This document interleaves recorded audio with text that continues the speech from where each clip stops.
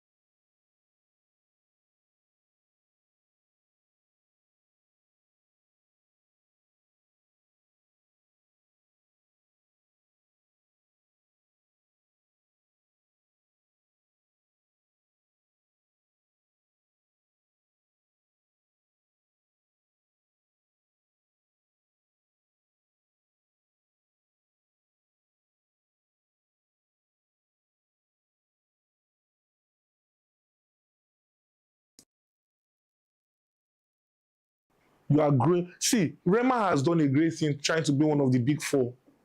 But it's not something that is advised for everybody. Sometimes be like Johnny Drill. Never fade, never go away. Stay on top of your game. Keep soaring. You don't have to trend every time. Because the work of you just see, Lord Jesus Christ, give me the speed of 10 years in 1 year. Also means, Lord Jesus Christ, give me the consequences of the speed of 10 years in 1 year. In 10 years, you are supposed to build a team of 40 people that you are paying. If you convert the speed back to 1 year, you are supposed to build a team that you are supposed to be paying up to 30 or 40 people. You know, there are a lot of us here that just the imagination that we'll start paying for, we'll pay manager, we'll come pay assistant photographer, we'll come buy equipment, we'll come do maintenance, we'll come get car, we'll come get office studio like this. See, at the end of the day, before you know, you're already scared. You get? So I usually say something. Even if God is your father and he answers all your prayers, sometimes be careful the prayers you make. Because there are consequences that come with everything. How many of us play Splinter Cell? About Splinter Cell? Okay, which games do you play? Candy Crush, Abi? All of us know Candy Crush, Abi? Now, for every stage that you get in Candy Crush, does it get harder or it gets easier? So if you skip, if for instance you could skip a stage in Candy Crush, if you get to the next stage, would it be twice as hard or it should be just hard? Because you skipped a stage, Abi. For every level, there is a different devil, bigger devil as well. So you need strategy to always like put these things in place. I will tell people one thing is that you have to understand is that when it comes to, for instance, organizing events are not organized so that they can just go properly. Events are organized so that any negativity that tries to come in will have a solution already put down. So when you say, are they going to fight to bring in what? Security. Are we going to have a lot of people, like 1,000 people, and people need to hear us at the back? We bring in what? Speakers. Okay, if the person is not so tall and he needs to be on the stage and the stage is just level ground like this, what will happen? You bring in what? A riser. You get? So everything is created in a way that there is strategy for it to be able to combat any negativity that comes its way. You get my point? What a lot of you photographers need at the end of the day is strategy.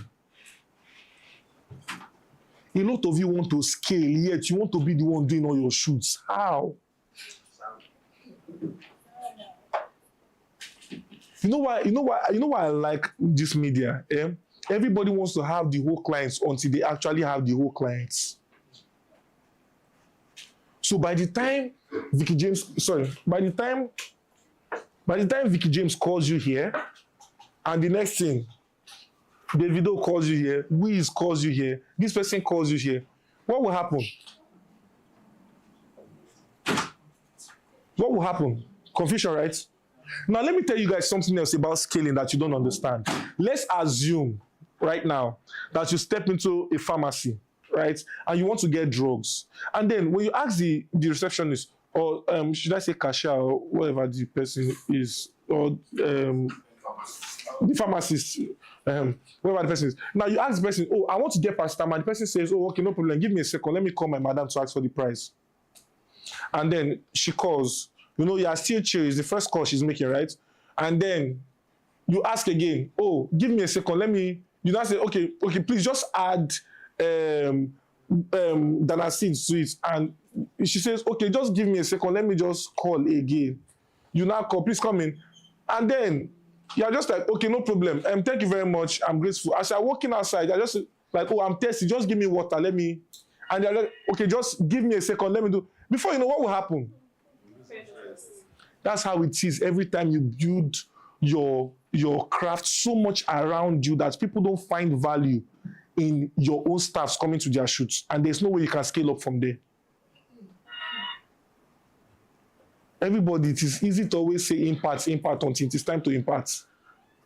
Then you now see people being scared. Oh, I feel impart, give this one, and the next thing don't run, leave me, go make more money than me. I feel impart, give this one, and the next thing now, he's no longer obedient. One thing about media is that you cannot chain anybody down. If you allow a media person grow around you, they will sit more around you. But if you hold them down and say, oh, this is UBA, that you must work for me 5 to 6 years, no. You have to create flexibility in a way that they can also grow on their own and grow with you. So at the end of the day, your business should be in a way that when you ask the pharmacist you want Panadol, what will happen? They know the price. Your business begins to get better at the point where a client says, oh, what's up, Lit? Send me Kayode to come and shoot my video. Or sorry, picture. And at the same time, this person is also calling and you're like, oh, I'm sending you Ayomide to come and shoot. I don't know if you're getting my point. Because at the end of the day, what will happen now? You're able to make money on what? Different grounds. That's why videographers easily work more with teams than what? Photographers. Now, moving on, this is concerning strategy and structure. Do you get? Now, moving on, from events that I've been to, I noticed that photographers are not very hard workers. Yes. We go fight, but we go settle. Photographers are lazy, man. I'm telling you. My dear, to be a photographer, as a photographer, photographers are lazy. Do you know that we go for events, you can attest to it. You will see a videographer actually run from beginning to the end of the event, trying to shoot and get this. You just see photographers around. Like, in fact, it has become part of my job to call photographers in events that I find myself. Photographer, the client is calling you. You just see them by the side. Like, the client is calling you. Now, what has this got to do with anything is that I don't believe that anything stems from nothing. I don't know if you get my point. The attitude towards your work is very, very important. I've worked with bigger photographers and I see what they do and I see how they do it. The attitude to your work is very, very important. Everybody wants to go into videography because there is more money there. Do you know that there is an end of money? And the end of money is not when you become Elon Musk. The end of money is when you start getting money that you just want, not that you need. Hope you get. And one thing is that a lot of us feel like that point is for you to have 600 million in your account. My dear, your end of money can be 50 million and you are good.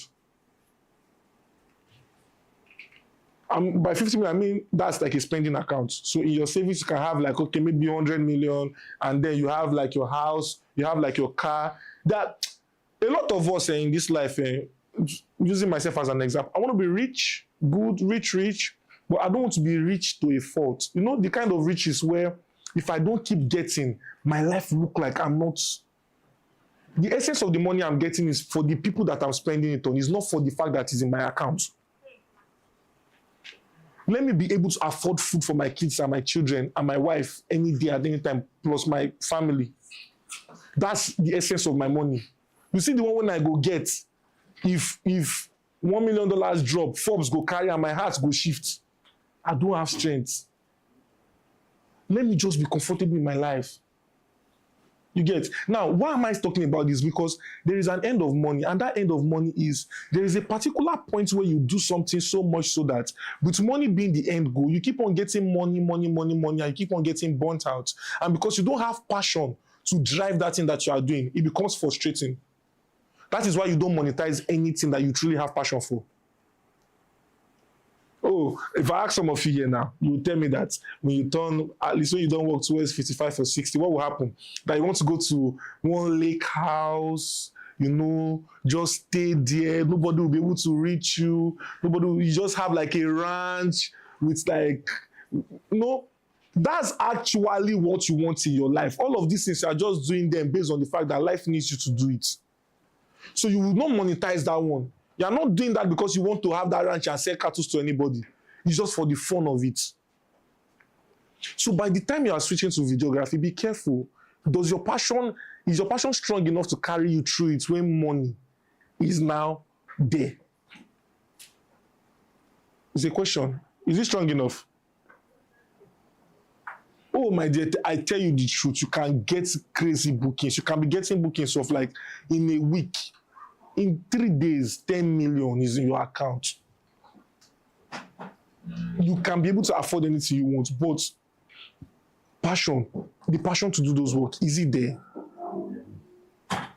So I really want to bring everybody to this understanding that please, value your work. If there is nobody who is going to tell you guys, photographers yourself, you do such an amazing job. Such an amazing job. If videography could take over your work, right now, they'll not be using photographers. Hope you know. But do you know that it is actually more important to have a photographer at an event than a videographer? Is it a lie? Yeah. It's because you need your memories. You need your still pictures kept. Videos are important, yes, but pictures never goes out of fashion. And also, please don't be that person who is too stubborn to follow the trend. Sometimes following the crowd is the right way. Oh, AI is coming now. You see Felix Crown using it. You see other people using it. You say, no, I'm an original. When clients see my picture, they know that that's me. Go and ask the people during the time of analog cameras. Those are the same way that mirrorless was coming out, DSLR, all of these things were coming out. You're like, oh no, watch, in no time it will fade away. We'll still be printing pictures. How many pictures do you print at an event now? When you just see those photographers with rubber band on their lens, they just snap it, do not line your picture on the ground. You just scratch and just be like, pictures you have used your iPhone 17 to get already. So don't be that person who is oblivious of the fact that there is changes happening. You want to stand out. You want to be the one that is different. If you want to be the one that is different, it's fine. But first of all, understand the thing that is common among everybody first. That's what will be able to make you to channel your energy to doing something that is different. For me to want to paint this house another color, I must see the colors that are already in this house first. Is that not it? Can I from outside just say, oh, I want to just paint this house red? What if I walk into this house and everything is red? So for photographers, I plead with you guys, see, you do such an amazing job. You work so well. Find yourself right now. I promise you, you see this process that every one of us is in. Hard truths. How many of us are here? Let's assume we are up to 20. If you be like 3, we're going to see maker for you. That's how life works. And people don't want to accept the truth. Can maybe only like 3, 2, 4. And if you're hardworking enough, you're consistent enough, you'll be part of the people. And the grace of God. Because you can do everything right in your life and you still not get it. So anything that you're serving, is it Allah? Is it God? Is it your Babalawo? Hold on to them.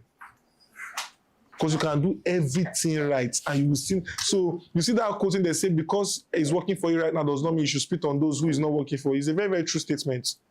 You can do everything right. I sit down many times and tell myself that there is nothing I'm doing that is exceptionally different from what anybody can do tomorrow that is making me different. It is literally the grace of God. Now, out of those people who make it, another thing is this, right?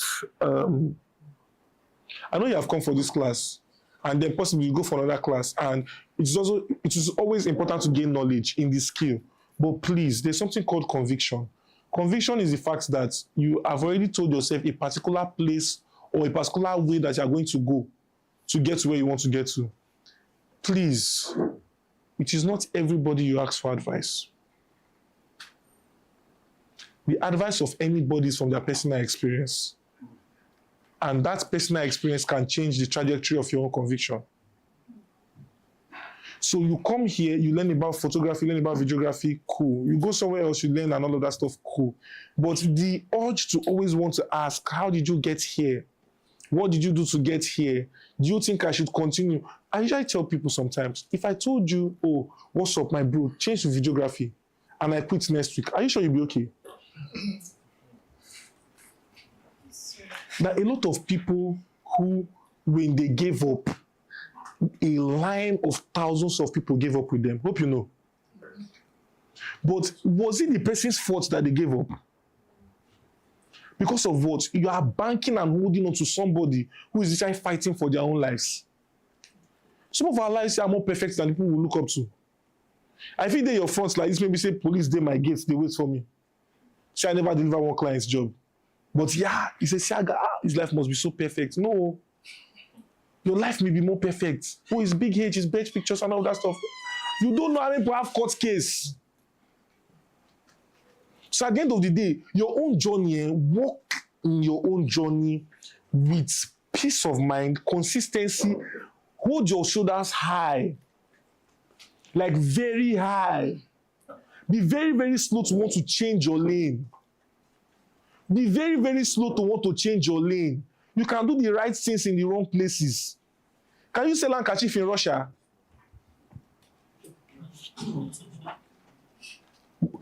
For real, can you sell handkerchief in Russia?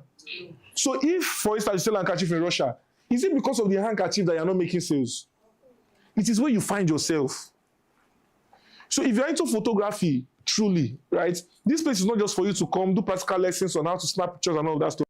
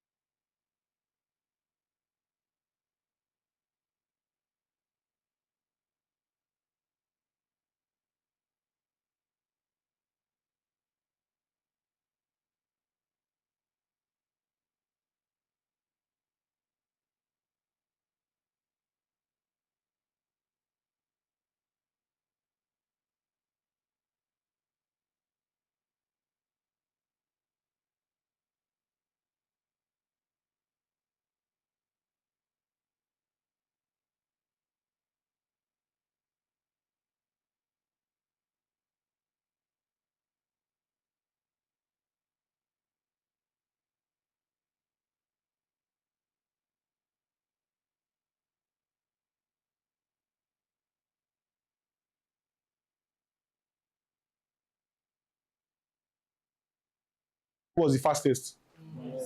So who is the fastest? Are you sure? Super, is it not Superman? Flash. How is it Flash? Eh? No. It depends on the writer of that. No, at that time we never get sense. So yes. So you say Flash. Boys, it's not Superman. So everybody says Flash. So you Superman, Abi? Yeah. This scene, I know the film. Okay, so one person, why is he Flash, and one person, why is he Superman? There's an episode of Justice League where Flash actually went back in time. Okay, that's why it's Flash. So why is it Superman? Yeah, I actually watched the movie whereby Superman was fighting in the scene and Flash was like running around him and it was like just like stuff like that. So at the end of the day, we are all agreeing that there's nobody who is fastest. Because let's not forget that Superman went into space, and because of the speed of his flight, he used it to rotate the world backwards. Have you forgotten that part? He no die now. How he take die? When he came back, He didn't. I almost believed that until I saw another episode where Lex Luthor defeated all the Justice League. It was only Flash who was able to go back and die and beat him. Okay. So. Flash actually went around the world in 3 seconds. He went faster than the speed of light to the point that he began to vanish. Everybody clap back!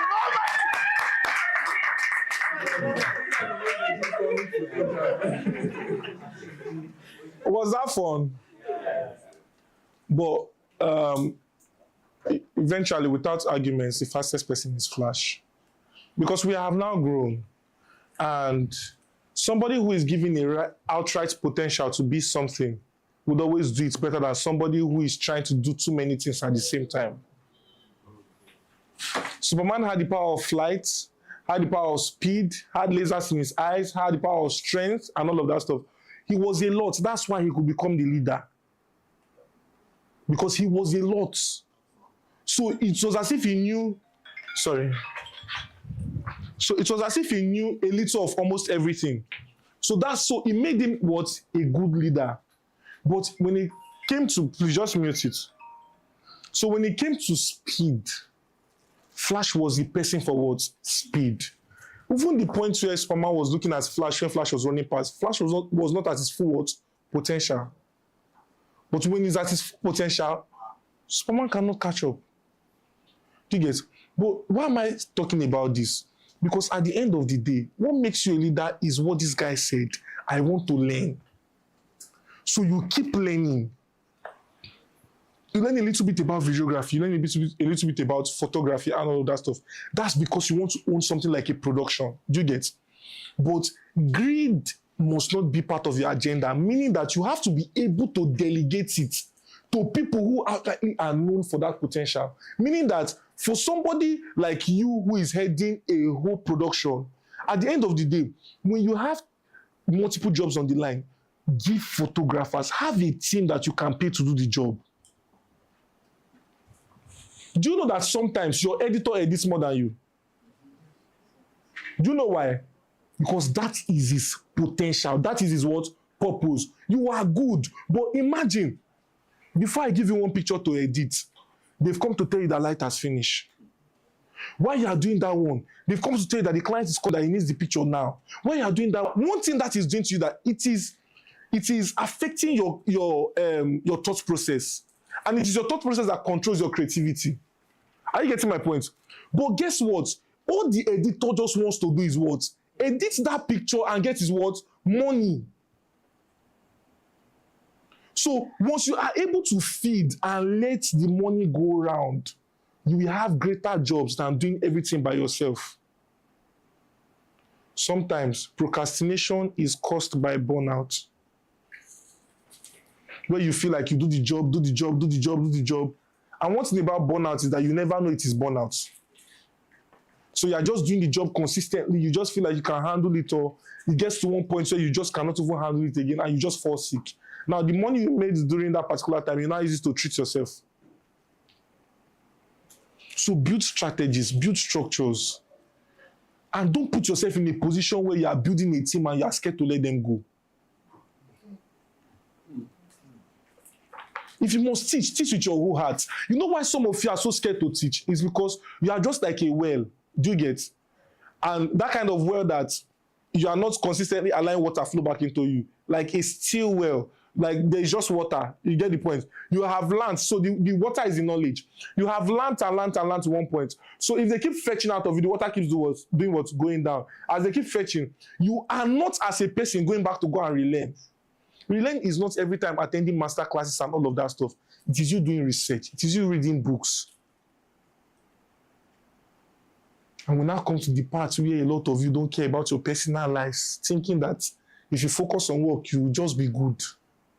Your personal life influences your work-life balance more than you think it does. Why is it that if they give you heartbreak, you cannot edit? Either you cannot edit or you now become a badass editor.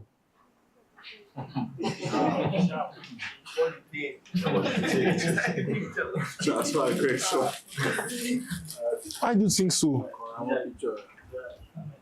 Why do you think when you find yourself in a particular position where you cannot think straight? Sometimes, I was watching a video this morning by a content creator. I think her name is Tsumi. She's my friend. And she said something. She said, content creator, you are not having creative block. You are okay. The reason why you just can't create that content is because you have not had your bath. Do you understand that comment? Because in the principles of life, sometimes, some things are a spiral to lead to another thing. Have you noticed that if you stand up in the morning and you read your Bible, there is a way your day goes. Than when you stand up in the morning and you scroll through your phone till like 10 before you now catch yourself because headache has already started hitting you. Because one thing is, for instance, you read your Bible or you read a book or you, you meditate. What happens in our head is that there's a next line of action. So you notice that you stand up from your bed and you make your bed. From making your bed, you notice that you brush your teeth. From brushing your teeth, you notice that you're going to have your shower. From having your shower, you notice that you're sitting on your table with your laptop. From there, you notice that there's productivity in your work. I don't know if you're getting my point. You see now, the productivity in your work, did it have a start point? Did it or did it not? But the start point, when you're thinking about it, do you really consider it a lot of times? I'm daring you, use 2 days. Test this thing I'm saying. When you go home, the first day, and we are adults here, Abi. Let me say this right here. if you try 3 things, we are adults, please. The online for our adults, too, Abi? Okay, good. Because I'm very realistic. Now, try 3 things. The first day, when you wake up, scroll on social media. Let's say you wake up by 5. Scroll on social media all the way till like 11. Then kick your day off from there. Write down the progress you made. Write down the productivity of that day. Now, the second day, kick your day off by not operating your phone. When you wake up in the morning, the next best thing you can meditate on, that you do research with, for some of us is podcast. You get? For some of us is a book that we read. For some of us is the Bible. You get? So whatever it is, or Quran, or whatever the case may be, just read it. Give yourself a 15-minute time max. All I'm saying is 2 things. Read that book, brush your teeth, and arrange your bed. That's the only thing. Tell me how the rest of that day went. Now, the last day, as you wake up like this, just go on XXX or Pornhub or one site like this that you know that is just for pornography, right? Just watch through and use that to engulf your day and tell me how the rest of your day goes. You said what? Very terrible. Oh, you have tried it already.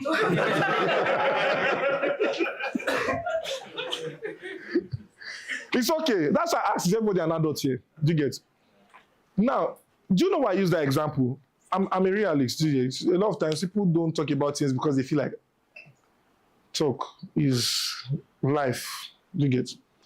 Now, why did I use those 3 examples? Because they are the best ways you can understand how things work. Do you get? Your personal life is a huge part of your work life. Please, before I'm ending this, dear photographers, you deserve rest. You deserve to check up on yourself. You deserve to eat well.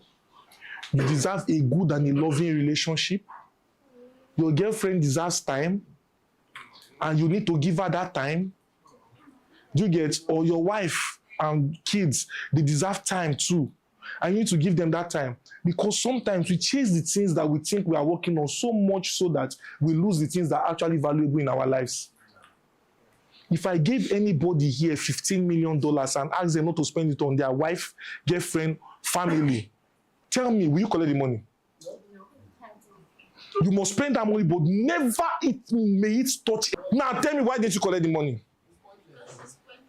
Now, do you understand that at the end of the day, the goal is not the money, the goal is the value it adds to the people around you. Treat your life the same way.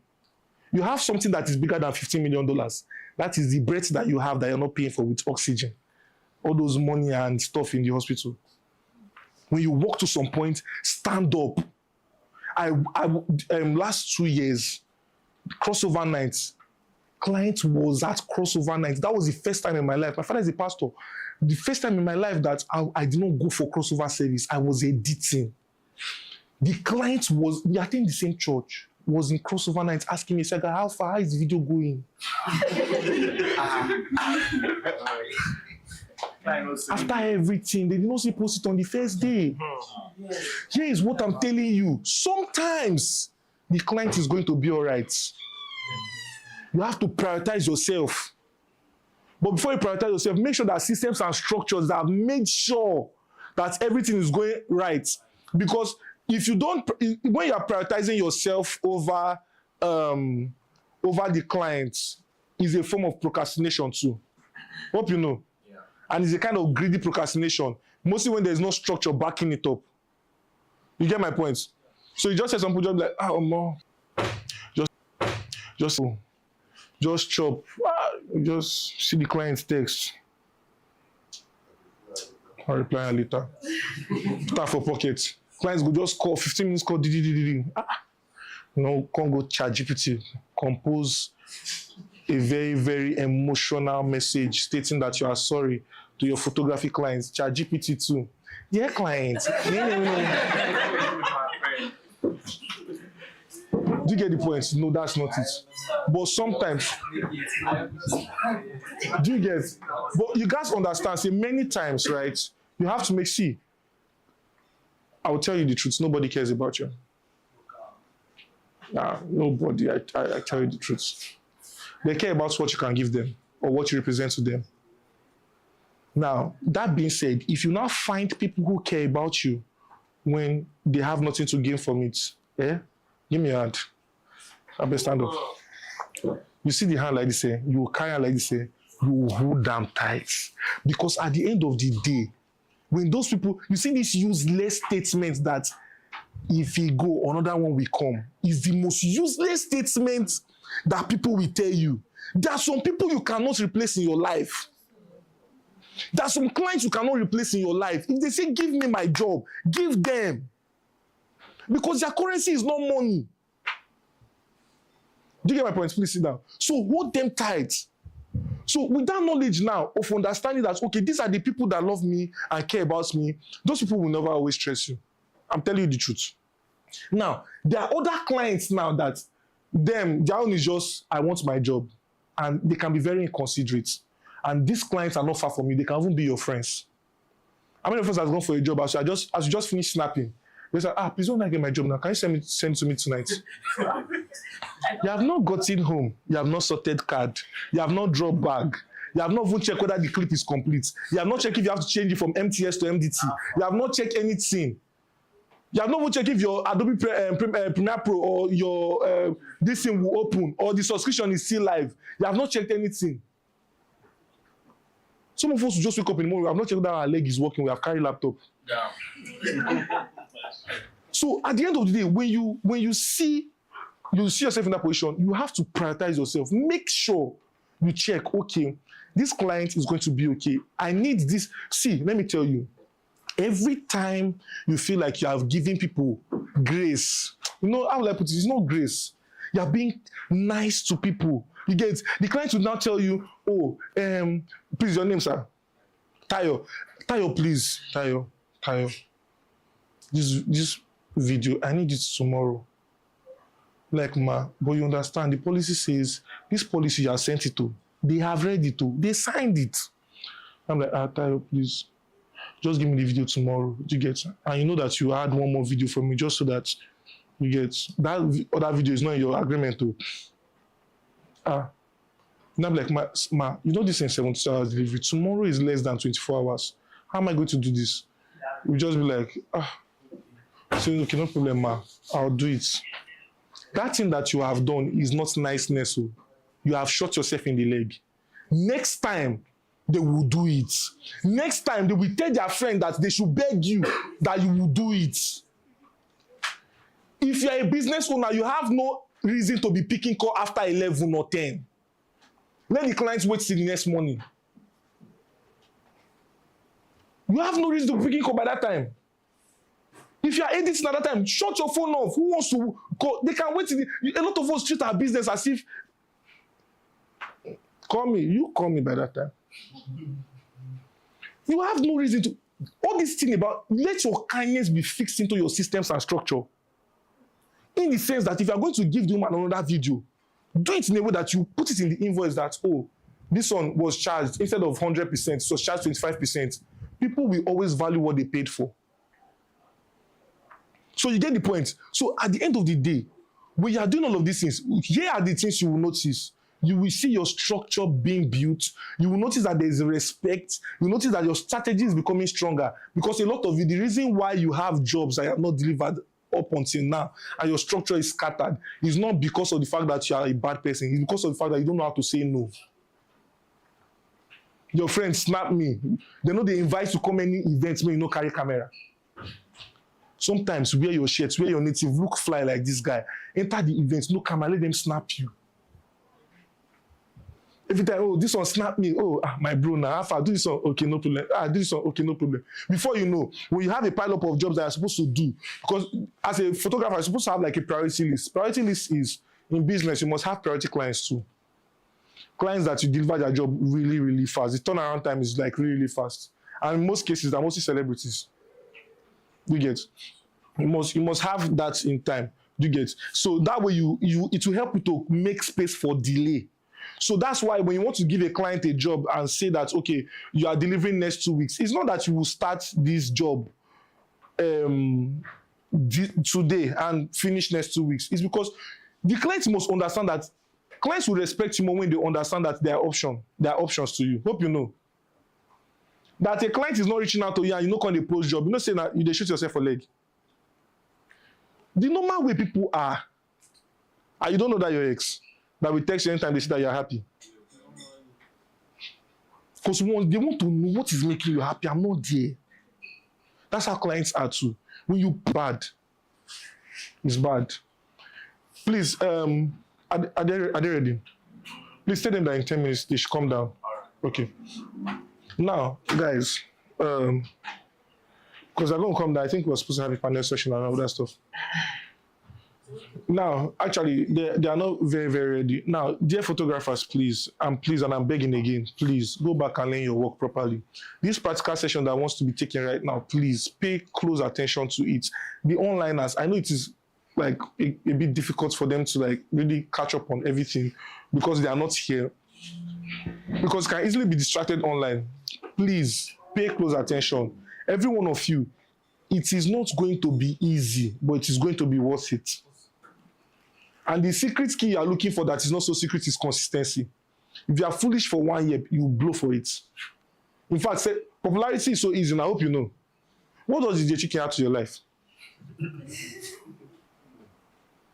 Let's be honest. Or for the ladies, Judas the beat maker. Or what exactly do they add to your life? But they are consistent in their stupidity. They're making the money, not my husband. Who is giving them the money? You. That's the thing. You don't have information. That's why. If you have information, you know that. See, your daily life can be a resource. How do you think Kim Kardashian is living? And the rest of their family? Have you forgotten when everybody was watching Keeping Up with the Kardashians? You just sit down in your palace and be watching somebody else's life.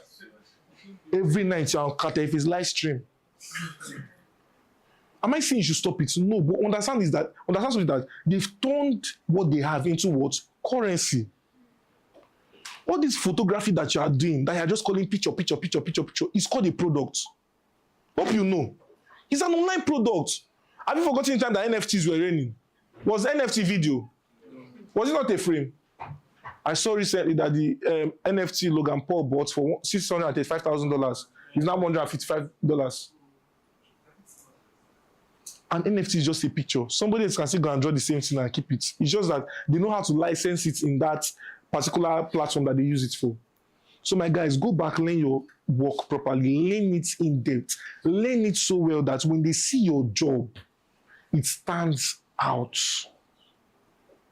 Please don't come to this class and leave the same way that you came. Put your head down. See, there is no advice you want to hear that you have not heard before. At this particular time, sit yourself down. Ask yourself, what do you really want? What is your mark out for this year that's okay? See, as I'm talking to you, anybody who is higher than you has more problems than you. Hope you know. If Lit is organizing this class, he has more problems than you. Hope you know. If you find anybody as a mentor, he has more problems than you. Now, you now come to the point where you can also not fail. Hope you know that part. Where they are expecting that as far as the lead photography that is doing this thing, it means that it must come out right.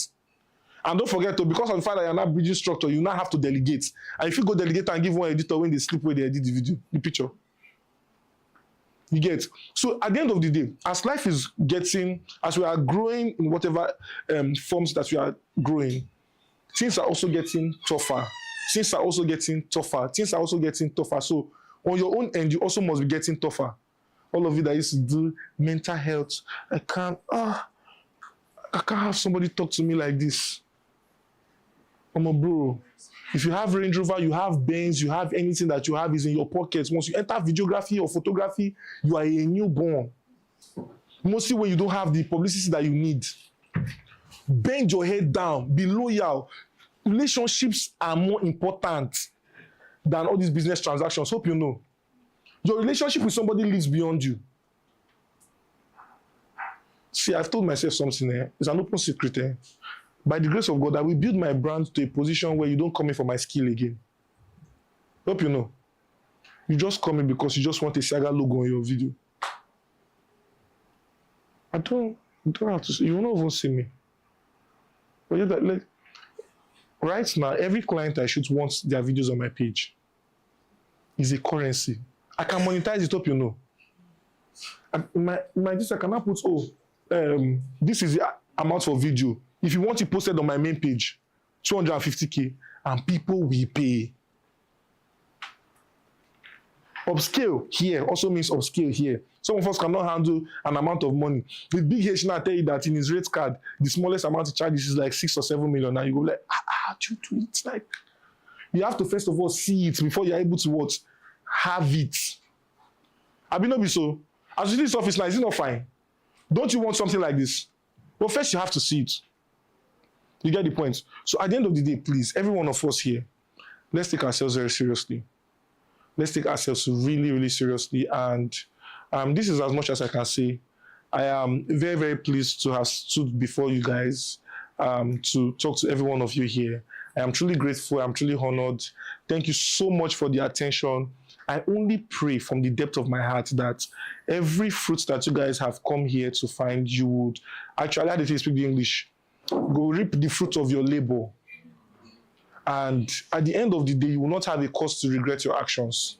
I also pray that as you continue to grow in this career, may you not meet stumbling blocks that will almost want to make you to end it. Also, I pray for everybody that as we also grow in this career, that God will keep us in a point where we are able to still keep our identity regardless of how much we grow in this business as well. These are very, very serious prayers that I pray for myself, because at the end of the day, pride is inevitable. It takes the grace of God. So thank you guys so much. My name is Theesiaga once more, and I'm truly grateful. Okay, questions, please. Do you have questions? Okay. I didn't know.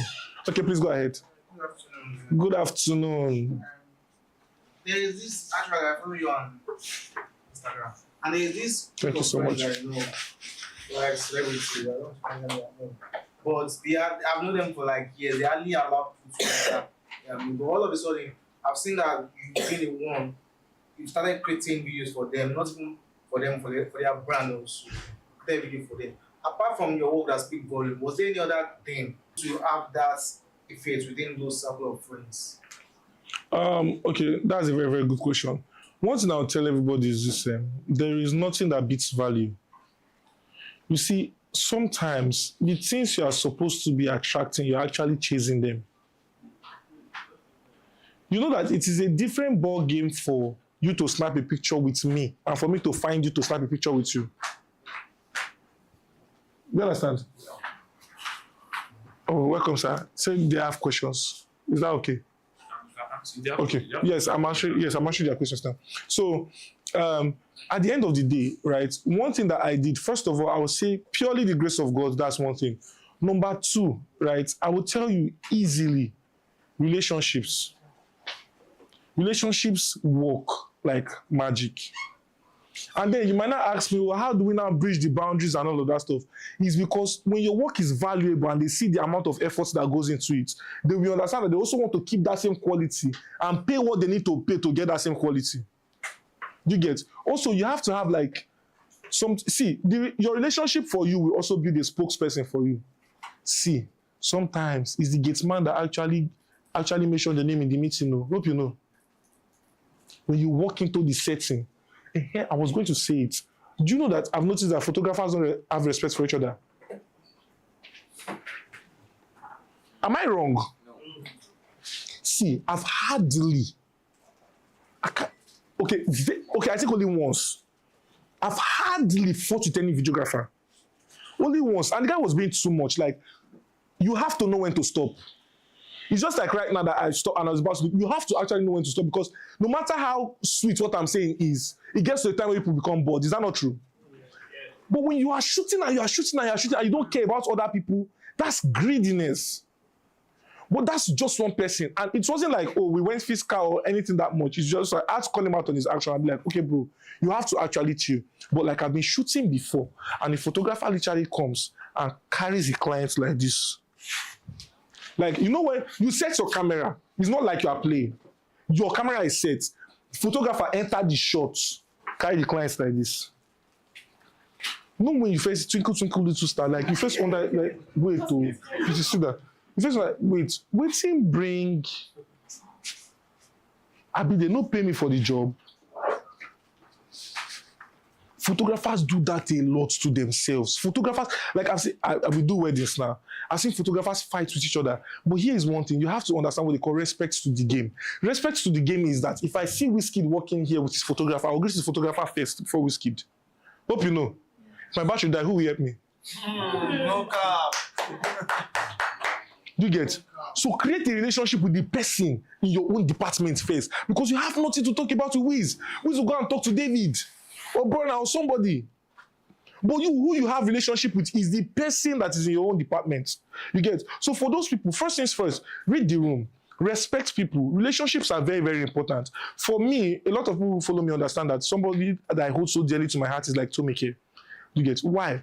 Because you cannot be walking in the dark and you don't have torchlight. She has been there for a long period of time. And building a good relationship with her also makes her to be able to help me point at the right directions. So, Theesiaga, do this, don't do this. And also help me stand for me, even in days. See, just like every one of you, I'm flawed too. There are days I may not deliver on time. But there should be somebody there to say, oh, don't worry. This thing is just a mishap. Theesiaga will come true. Do you get the point? So I'm telling you, I never chased to be part of them. They got attracted to me. You get the point? Oh, he shoots Tomike well, and I like the way he does the video. Call him. Give me his number. This one, before you know, I'm shooting everybody's video. So if you have a particular set of people that you are eyeing or that you know you want to be shooting for them, find out what value you can bring to them. You get that nobody else can bring. Find out what you can give to them that it will be hard for somebody else to give them. Everybody is replaceable, but you can be hardly replaceable. Hope you know. This guy can stand up from this chair and leave. But imagine we'll be doing this class for 4 weeks. Do you get? And I've always seen him here. And he has always been smiling and always happy and always answering my questions. By the time he leaves and I don't see him for the first 1 week, will I not feel it? You can be hardly replaceable. Yeah, do we have another question? If I don't answer a question right, let me know. So that I can go into like some more. If you want me to answer like number 1, number 2, number 3, number 4, number 5, you get, you can let me know. Yes. Sorry, just someone I heard this way from someone. Okay. He said he's a videographer. We went to cover an event. At the end of the day, I think trying to cope with the memory card get problem. Yes. So he told me, Lara, I'm going to Abuja. I had spanking is going on. So I don't know, in that situation, what can you do? So he was trying to back up. Yeah, then the memory card got from me. Not going to say you want to see good video. So he did not try to retrieve it. So I He couldn't retrieve it at all. He did not or he couldn't. not. See, for me, I'll tell you one thing. Communication is very important. You get? And sometimes the relationship you set to the client is also very important. And if you're a prudent person, you can come out of that. See, don't be the first to suggest a refund to your clients. It shows that you're an inconsiderate and a stupid person. You get?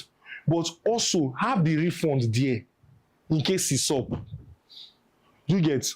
But one thing, humans are going to be humans. Communicate and let them know, oh, please, this file was corrupted, though. There's no way I could get to it and all of that stuff. What can I do to make this better? Will I pay for a reshoot and all of that stuff? What is going to happen? I don't know if you get my point. But that will I pay for a reshoot now if not a shoot, oh, if not an event. A wedding. A military.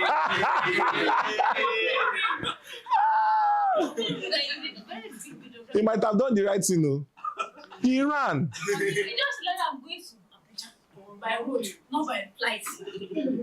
But eventually, again, see, is the kind of relationship, like maybe there were rules. There are things that he's not telling you. There are things that he's not telling you. It's military. Hey, military men are people. It doesn't mean that they just come and kill you. I'm telling you, don't build that kind of fear around people that it not affect your work. You're a military, and so I know very well that when you corrupt or you miss a government personnel's file, you are liable to go to jail. I know. But again, what kind of relationship do you have with those kind of people? I shoot for Kiki Osibanjo, which is the daughter of Osibanjo, the previous vice president. That one now, is it not them? Is it not government? So at the end of the day, but the kind of relationship I have with her it also matters. You get? So maybe that was what he knew best to do. You get? That one is not something I cannot advise you that, okay, should you have done this better? So I'm going to studio. I work in the studio. Sometimes I forgot to complete my pictures. Or the picture or it's more than 3 months. Pictures complete. And they'll not come out from nowhere out of one day. I want my pictures back. No, there should be a rule that is guiding that. No, they say the people you not select this wrong picture. You should have given it for us. No, that's the thing. That's why there should be policies.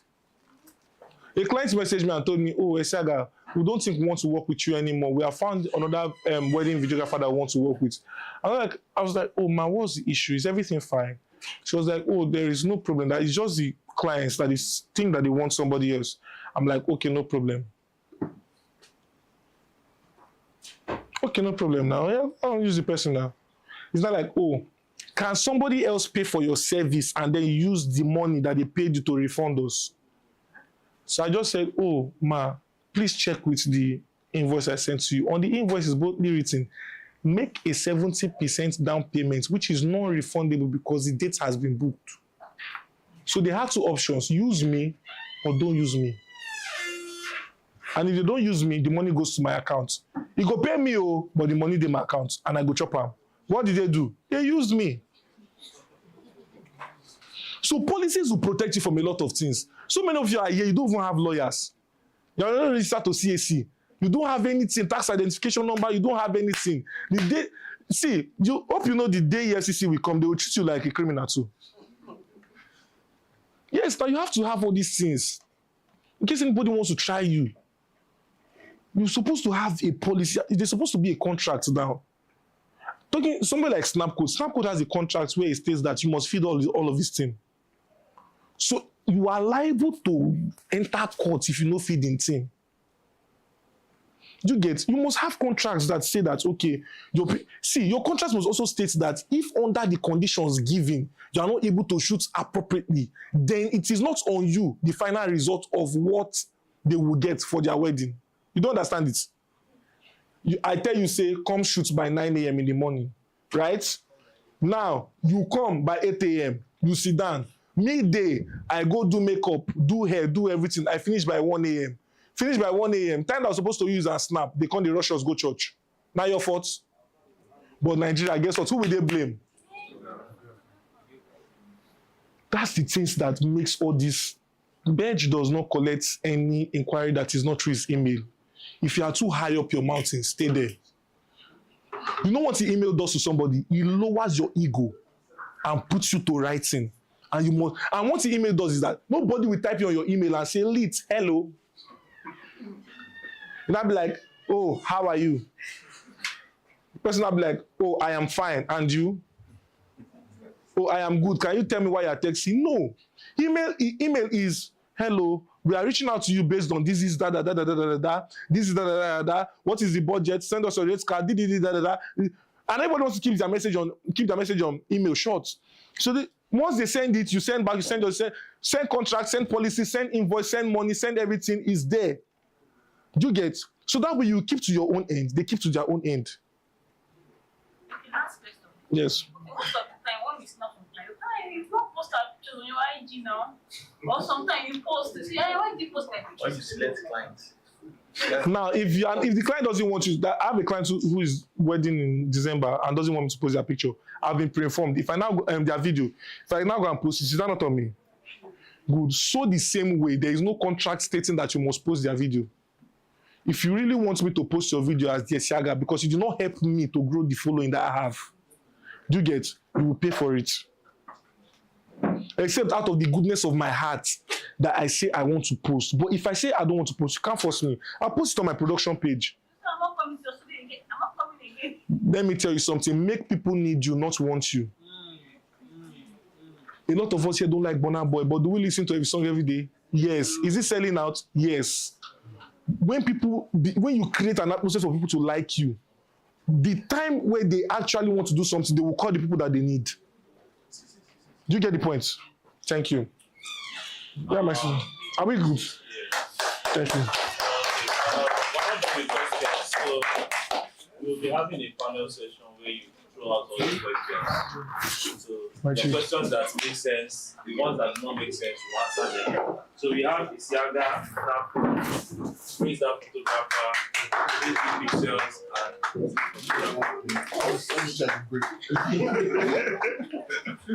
so if you have questions, please make your questions as short as possible. So then, the voice is not loud, please. So if you have questions, and I know that you guys have questions, please don't be shy, right? Any questions you have relating to photography, videography.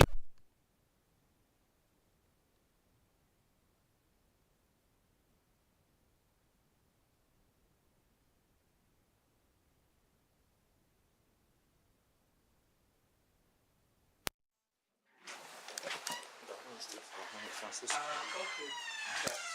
So, I want to ask, how do I use my portfolio? Like, I know the normal thing is like to do horizontal collaborations, but I did a few collabs and I don't know, I didn't like the pictures like that came on to collab like. So like I felt like maybe the makeup wasn't good enough. But if I tried to reach out to people that will give me that kind of look I'm going to they don't respond. So like that I mean that's situation.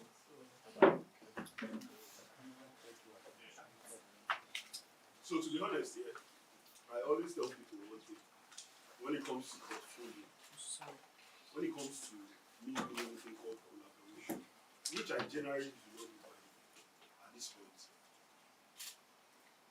I must, in fact, when it comes to anything, anytime I pick up the camera, I break it down to three things. I'm either gaining money, I'm gaining a skill or a technique, or I'm trying out something I want to try. Sometimes I do all, I get all for every job I do. So what that means is if you take money out of it, which means I'm not making money out of it. So it means before you are even going for that collaboration, I'm already prepared on this is what I want to get out of it. If I'm not getting it, there's no point in doing it.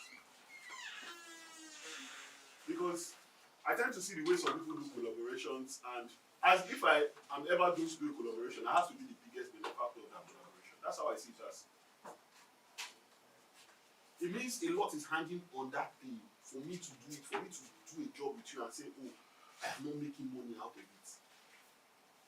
So what that means is, and the funniest thing is that in every level you are in photography, even me, there are some people who are DM today, they will not even open my messages. But in every level you are, there are people that are excellent at that level. Network with them. Trust me. Network with them. Every time you get a no, it is one answer away from getting a yes. That's the way I see it as also. Every time you get a no from people, it is one answer away from getting a yes. So if you are always seeing it that way, but you yourself, before you go for that collaboration, so like you are saying you are doing collaboration, makeup is not perfect. What am I shooting? Do you understand me? So the reason why I do a collaboration is because I want to create some promotional content. I want to do something different, something not like what clients who pay me money, they accept. Maybe there's like a type of hard light that is trending that everybody is fascinated about, or like I've watched a video about. So those are the kind of stuff I'll try out if I'm to do something like something different from what like my clients who pay me money would do. So if you are not getting that, you are at the point, so it gets to the point where anything you are doing, you are looking at it that if it's not excellent, there's no point doing it. Rather use that time to develop yourself and make more skills. Go online. There's no way you tell me that if you go through 100, let's just say your follower count now is like say like 1,000. Yeah. you go through makeup artists whose follower counts are like 1,000 and less. There's no way you tell me you will not see 20 who can do the kind of makeup you love. Sometimes it goes out of reaching beyond your circle sometimes. You understand? It goes out of reaching beyond your circles. Go on those top makeup artist page. See people who are commenting, oh boss, this is an amazing job. Look at what they are doing. And reach out to them. Are you open to doing collaboration with me? Do you understand it? So once you get a yes, trust me, you can be able to. And the beauty about collaborations is by the time you collaborate with somebody, as you grow in the industry, your friend also grows in the industry. There's also a cross-pollination of clients at the end of the day. You understand? So always just see it that way. But make sure if you are ever going to do a collaboration, you are ever going to do free work, you are gaining something out of it. You must. You are not just doing free work as free work. That's the way me I see it as. I don't generally do free work. But if I'm to do it, I have to gain out of it. I'm not just going to do it because you offered me to do it. Because I know there's a value. You have to have a value you are bringing to the table. So what that means is, in terms of so like now you present a proposal to somebody that, oh, I'm trying to create this. I feel like you're a makeup artist who can be able to achieve this look. You understand? We already have this person who's going to this model that is going to work with us. This I feel like you can just do something. You've spent your time working on the project and the makeup is terrible. Anything you are doing, you're not just doing it because I want it to be like I did something today. Did that answer you?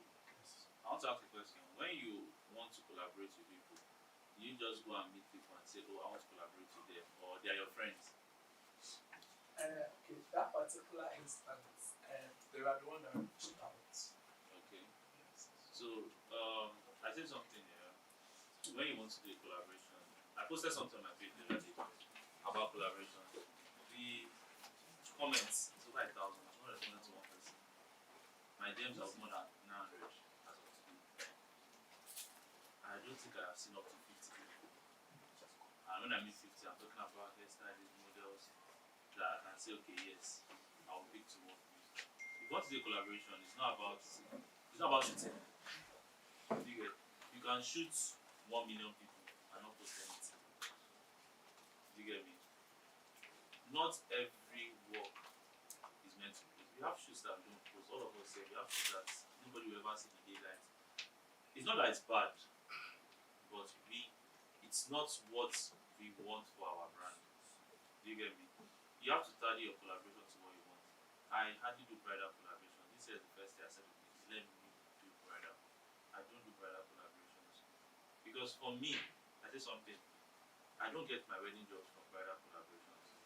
I remember like 4 years ago, I did one bridal collab. It was nice. I had wedding proposals. People come, but they want to do wedding. Let me do wedding jobs. I sent them. I had like 2 clients tell me something. That was what stuck to my head. They said, you were relaxed when shooting these pictures. I want to see the pictures of when you were not relaxed, because a wedding day is not a collaboration where you're having time, you wait. Well, right now, we're waiting for the model. You wait for them to finish, you come, you have time. Yesterday, when you guys were done, I was here shooting. You don't have that time on the wedding day. So I don't do bridal collabs because I know that most time then it wasn't for me, because that was not what I needed to get wedding jobs. Remember you said yesterday, you want to shoot weddings, you're not supposed to be in your house on Saturday. Those wait and get people, go there and join them, go and shoot it. It's funny to you, right? But if everyone here should tell you their backstory of how we started photography, you'll be surprised. I used to be a fashion designer. When I go to buy materials, it's his house I used to come to. You know, it's crazy. I'll come there and sit down. Let me bust your head. I was not planning to learn photography. It was my guy. Praise was my fashion brand's photographer. I'll go there and sit down and relax. I was seeing what he was doing. Before, I have photographic memory. From there, I was learning small. I had camera. One day, we did a collaboration in Unilab. We had like 40 models, 8 photographers. I did not shoot though. I was not interested in shooting. Didn't concern photography. But trust me, see every picture from that, from that shoot. I don't think there was anybody that did not get what they wanted. Why? We got authentic models. So I do something when I have a shoot. I will not just go and hire any model. See, collaboration, let me tell you something about collaboration. If you don't know. It's not every time it's supposed to be. You can collaborate with a makeup artist, right? And you guys combine money to get a good model. Do you get me? I like if you come to meet me and you tell me, oh, shoot a fashion for me. I don't pose models for fashion shoots because I expect that you are bringing professional models. If I shoot 400 outfits and I have to pose them, do you know how long it's going to take to finish that? You can do a collaboration and it will still work tally to. See, your friend and your business partner, you should know how to separate that. Because your friend is a makeup artist does not mean that you should be working with your friend. My junior brother is a videographer. My junior sister is a makeup artist. My sister only has 2 jobs on my page. If she comes back, she'll be here. Client needs makeup artist. I tell her, you're not practicing my clients. Practice and go and learn very well. I tell her, if you want money for collaboration, I will book somebody for you to practice and get your picture. But when you are good enough, do you get me? People will work with you. You will not be the one searching. Then you'll be getting the good people that you need to work. Don't go and say, oh, because this person is my friend, I will not pay the person. You go and, that's what's causing your issue. You look at the person and say, okay, this person will not charge me. That is why. Let me tell you, if you want to get, see, you can, what is that word they say? You can't bigger me. There are places where you want to enter, you have to spend that money to enter that section. I'm sorry, permit what I'm going to say. It's not right, but even in this Lagos, on this island, Ashawo will go and buy chicken and chips to meet the right set of people that they need to pay them the money they want. You that have a legit business, you need to put yourself in that space. You get me? See, praise, stop. Don't use pay models. When KBS then you charge 5,000, you will pay. You get me? You will pay your models. They will come. See, let me tell you, before it was hard. Now you guys are lucky. A lot of people are interested in the creative society. When we started this our business, people were not interested. Then we'll be begging our friends come and model. They will tell you no. When Uber now came, that was even the word. They tell you pay my ride, pay this. See that you don't have job. You start thinking, calculating. But you know that there were times when we paid model, we buy food for them. You don't have that money. Sometimes you save up your money to be able to pay those people for the collaboration you need to push your brand. Do you get what I'm saying? It is not every time that it has to be free. See, if you want to push yourself faster, invest your money to push yourself faster. There's nobody here. For you to be able to come here, you have something. You have substance. Do you get me? Get a makeup artist. If you put it out there, you want to collaborate. Talk to the makeup. See, don't just enter someone's DM and tell them I want to collaborate. There are some people that they want to collaborate now. They don't send me hi. Once you send me hi, I go open, close, swipe out. I will not be bothered because what am I supposed to do? Hello, how are you? I'm fine. My name is this. I want to collaborate. Okay. No, not me. I have other. I'm looking for money. Do you get me? So you can grow. Many of the way we are now, you see that most of us work with the same set of people. It's not that we just pick a set of people randomly. Those people were the people that helped us grow.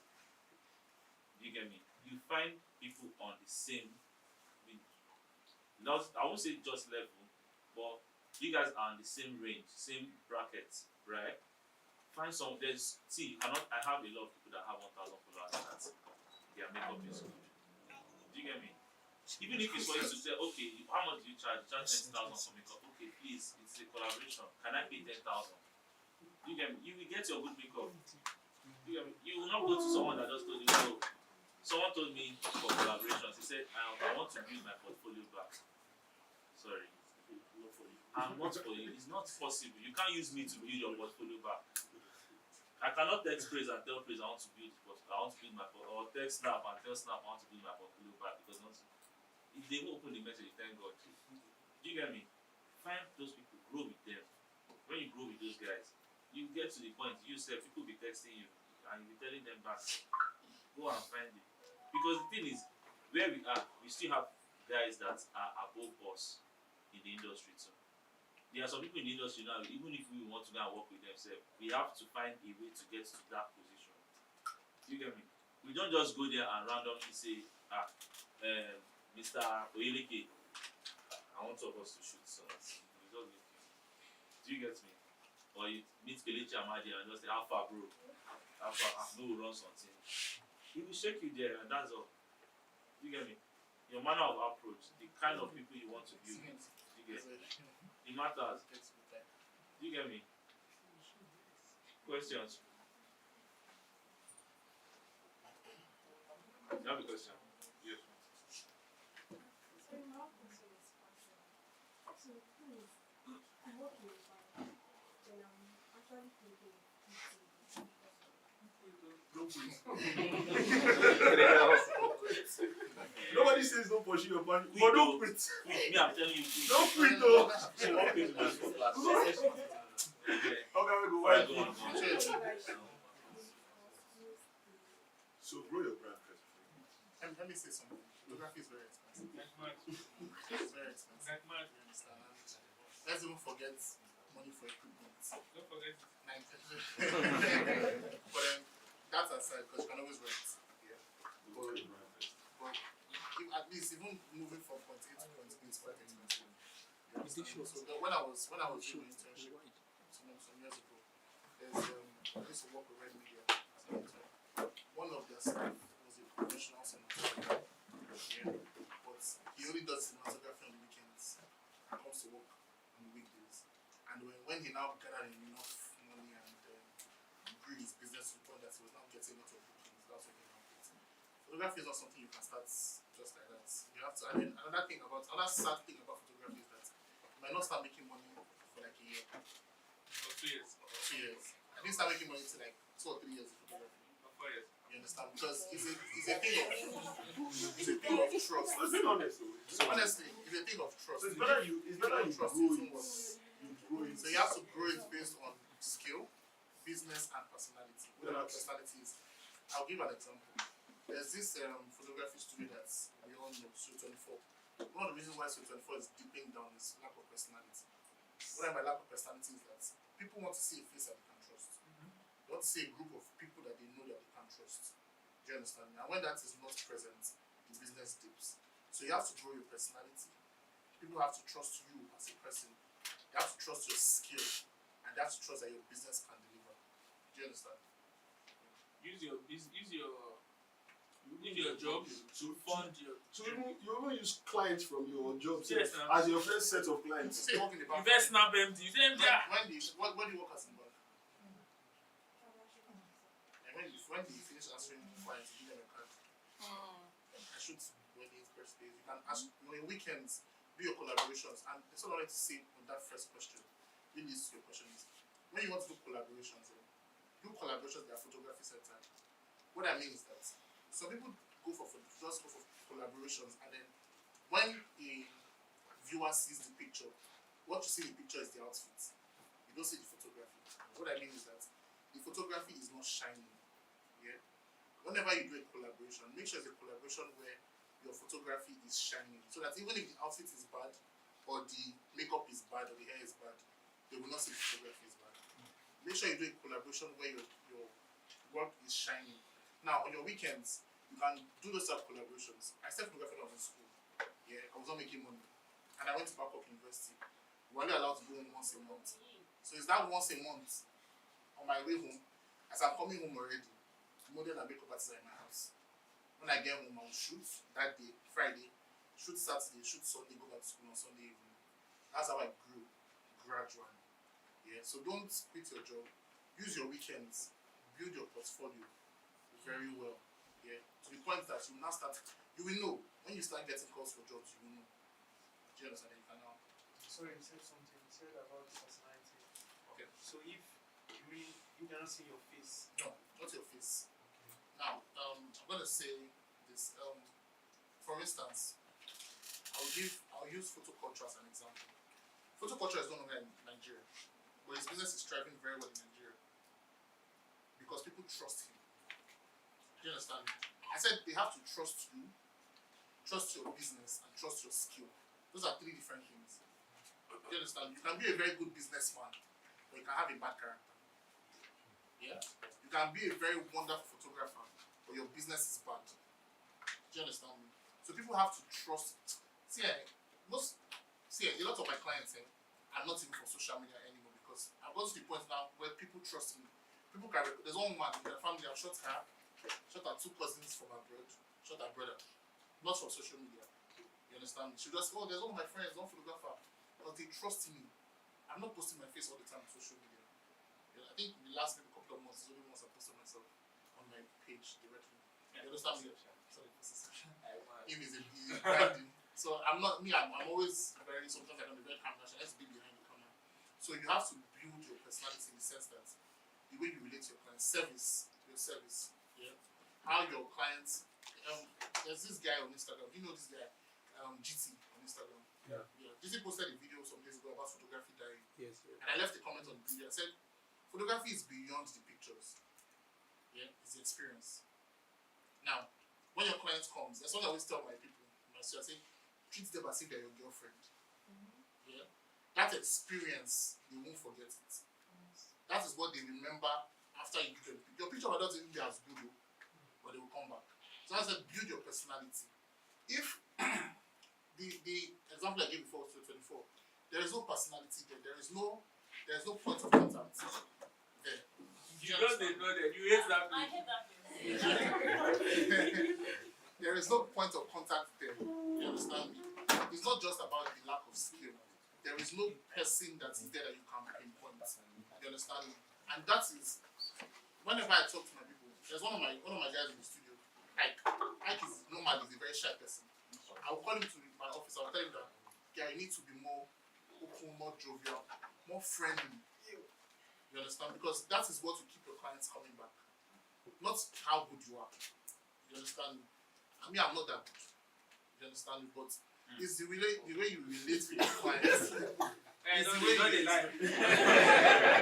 But I hope you understand what I'm trying to say. Yeah. So the way you relate to your clients, your personality, how you make your clients feel.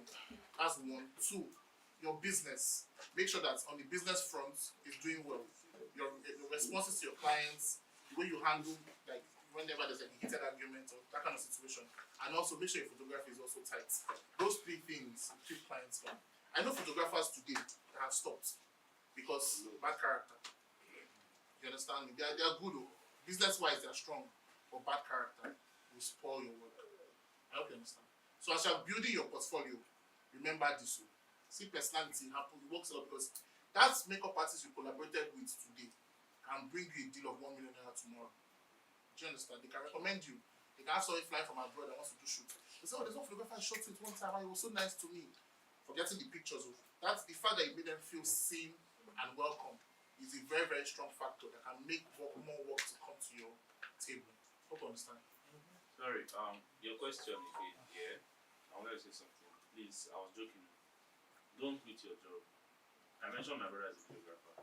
He wanted to quit his job some months ago. And I asked him a question. I said, you don't have laptop. I using my laptop to edit your videos. How do you plan on getting your own laptop if you quit your job? Because you don't have a job. Then you have to start shooting. You have to edit. I have my own work. It's not every time I'm going to release mine. I told him, stay chill. He's about to buy a laptop this week. But if I tell you that through the company he's working with, he misses videos. You see, most of them. He has worked with 5 top brands. He has his portfolio now. Do you get me? If he quits the job, then those jobs, he wouldn't have them. Now, if he decides after he buys his laptop this week and says, I'm not doing anymore, he has what to present. Do you get me? It's more like, see, for us, our CV is your work. Do you get me? If you quit your job now, how are you going to buy a camera? Do you get me? If you don't have another means of getting it, do you get me? You don't quit it. See, you don't just see. You guys, kudos to you for that starting photography now. God bless us. We try small because to be honest, with the prices I'm seeing things now, I don't think I would. Do you get me? It is crazy. Backdrops used to buy 10,000 naira. 600, You get me? 140. It doesn't make any sense now. You know. So if you have another job, don't just quit it to enter photography, to enter videography. Build yourself. You get me? While you are doing that, while you are still working, make time, learn. There's a guy that has sent, I'm very sure he has sent all of us message. My response to him the other day was, I can't employ you. Because the people I have are better than you. So what do you have to offer me that will make me employ you as a photographer to my studio? The lady that was here yesterday, she was my phone option. If I decide, they know her. If I decide and say I do not want to shoot, most of the pictures of my page I edited by her last year. She will shoot, she will edit the pictures, you will not know the difference. You know why? She has a business. She did not quit her business. She was doing her business, she was learning. From learning, she became my staff. You get me? Stay in line. She has a camera.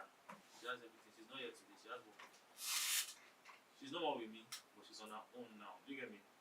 Imagine she just decided that, oh, let me leave everything. I want to come and do. How are you going to get in money? Because me, I know that before I started paying her, it took a while because why? She was intense. She paid to learn. You cannot be paying the person that's paying. It's not possible. You get me? So, if you have a job, don't quit your job and see, you don't live where it's uncertain to another place that is uncertain. Still shaking around. You get me? Oh, your boss is annoying. Your boss is insulting you. But rather than See, everywhere you go, they will insult you. Let me tell you, if you are looking at us and you are saying, oh, because we've gotten to a particular stage, we are not getting insulted, they lie. Shocking. See, the other day they insulted me in English. They switched to Yoruba. The voice was still there. They sent me, I was praying that I do not understand Yoruba. If I don't understand Yoruba, they send me Yoruba insult. I don't pay me. But they spotted like 3 messages. First person, Yoruba. Second one, Yoruba. They give you translation. I was like, God, why do I understand what you're saying? We are all so. You see, because there's one of my clients I'm going to start tomorrow. Outfits. I'm looking for money. I will collect it. When she finishes insulting me, I collect your money and I relax. My mom said, "Don't pass your skin." So if you are living because of your boss that is insulting you, trust me. If you come and work with me, if you do nonsense, they know. See that guy there? He has chopped insult. Like I will insult you still. Is he not here today? He's not my staff anymore. Do you get me? But it's better. Do I follow you for the jobs I send you to? I don't look at it. Once he sends me, I put it on the system. If I'm not that editing it, I will edit it. If I'm not the one that is editing it, the other person is, and I am very sure that he's doing a good work. There's nowhere you go to that you will not receive insults because it is a business. Nobody plays with their. Three other ones that are smiling. See this one, you smile like go and fuck off first. Do you get me? We don't joke. You have seen this video. He will tell you straight up. What I did, but I know we don't do it yet. Yeah. But when it comes to business, business is business. Do you get me? So you need to understand that. Next question. Thank you so much. Okay, my question is, I don't know, maybe you've experienced this while going on for day or small week, I don't know. So the thing is, there was time I had a job, so I was traveling. So I gave him, I told the client called me that I needed to send someone. So I gave number to someone and he should call and everything. So after they did the shoot and everything back. So on the long run, I discovered that they are calling. On the long run, I discovered that is the person that they are now. I'll give you one. I don't know. I have another question. So Ask yourself a question. the second question is, okay, for referrals, for example, maybe an event planner or decorator referred you to someone. So how do you, maybe to show appreciation to them, and is this something, because sometimes I just feel guilty, I need to do that, to just maybe send some, or can you, I just Can I answer your second question? Your second question is a subjective response because you can refer some, I say something here. If I give you something, I do it without expecting anything in return. All of us here have all referred one another for jobs that I don't think I've sent anybody money after they referred me for it. Because the truth is, you referred me for my first job is I think CC. It was not around. I not sent him anytime when I did the job. So don't mean that that's like 4-5 years ago. Do you get me? Nobody owes you anything. They refer you, thank you. If you want to give them, you get me? You give them. If your heart says you want to give them, the truth is I'll tell you, there are some people that refer you for jobs and you don't give them something that they be annoyed. And if you know that that kind of person, you know that okay, yes, so I have to give the person something. Because there's no contract that states that. Because the truth now is, if the person refers you for the job, you can't pay 10k, you spend transport 1,000, what you won't give the person? Do you get what I'm saying? You need to understand that it's subjective. You need to understand the kind of person you are working with. So when I posted one time, I think maybe like 6 years ago, I posted a percentage off for referrals. I did not get one single person refer anybody to me. They are getting money because why? What I was charging then, the percentage they were getting, it was almost half of the money. Why am I collecting almost half of the money that you're supposed to do? And just to tell person, you get me? When if I send them the flyers, they will post it up already. Okay. But there are people that they refer you. See, I knew someone that wanted to refer me for a job, and this one was not even after the job. She sent me, okay, this is how much you pay me. I told her, please don't worry, I'm going to shoot. You are referring me for a job, you are telling me that I should put 50k on top of the job. My brain has scattered because I don't even want to charge them already. You are telling me put 250k on top of the job. 250k. What if the person's budget is 150? Do you get what I'm saying? So it's subjective. You cannot say, oh, if you want to do it from your heart, do it. But let me tell you, by Nigeria, if they pay you, the person might not know how much they paid you. You can give somebody 50k and they will tell you everything it is. Do you get me? Because they might think you charged crazy. There are a lot of celebrities that don't pay Shingban for their work. And if somebody referred them, the person will say, thank you for at least giving me publicity. The person will see it now and think that, you don't go shoot one man. I had one shoot last year, I did not collect the job. Yeah, I was pricing ridiculous for his wedding. Yeah. What is the name of this very popular event planner? The one that did David's wedding. Sapphire. That's the event planner for his wedding. He wanted me to shoot his wedding. I was pricing me 300. Said his proposal, he said I should collect 100k, and he was telling me, I want what you did for your money. I did not answer, only for me to see that he got somebody else, and I'm sure that person now he got will collect that price. Do you get? But you know the thing, Zafar still brought a photographer because it's under the package that he gave him. Do you think all the people that will see that guy now that he brought, guy, don't chop money on that Zafar? You get me? But they don't understand that the amount. Do you get me? Now, someone that referred him will not be expecting settle me something. Do you get me? So in that essence, let me put it like this: I have friends that refer me, and I don't give them anything. Do you understand? You need to understand one thing: it's conviction based. So you know that there are some times that you have to. You will know. Do you understand? You don't have to tell you. You will know. Let's say this person has referred you, even if the money is small. You're not obliged to give the person money. You're not obliged to give the person. You understand? So let's say, for example, someone is getting you like birthday shoots, all those things. You are doing all those shoots. You don't have to give the person money. Look, how much are you collecting from that in the first place? Now it can be that the person's birthday is coming up, and you decide to shoot the person for free, one, and give the person a birthday gift. Because of what? Constant referral. Now it depends on if the person gives you a big gig or something is back to back, you can at least one day package one thing and say, oh, thank you very much for all you do.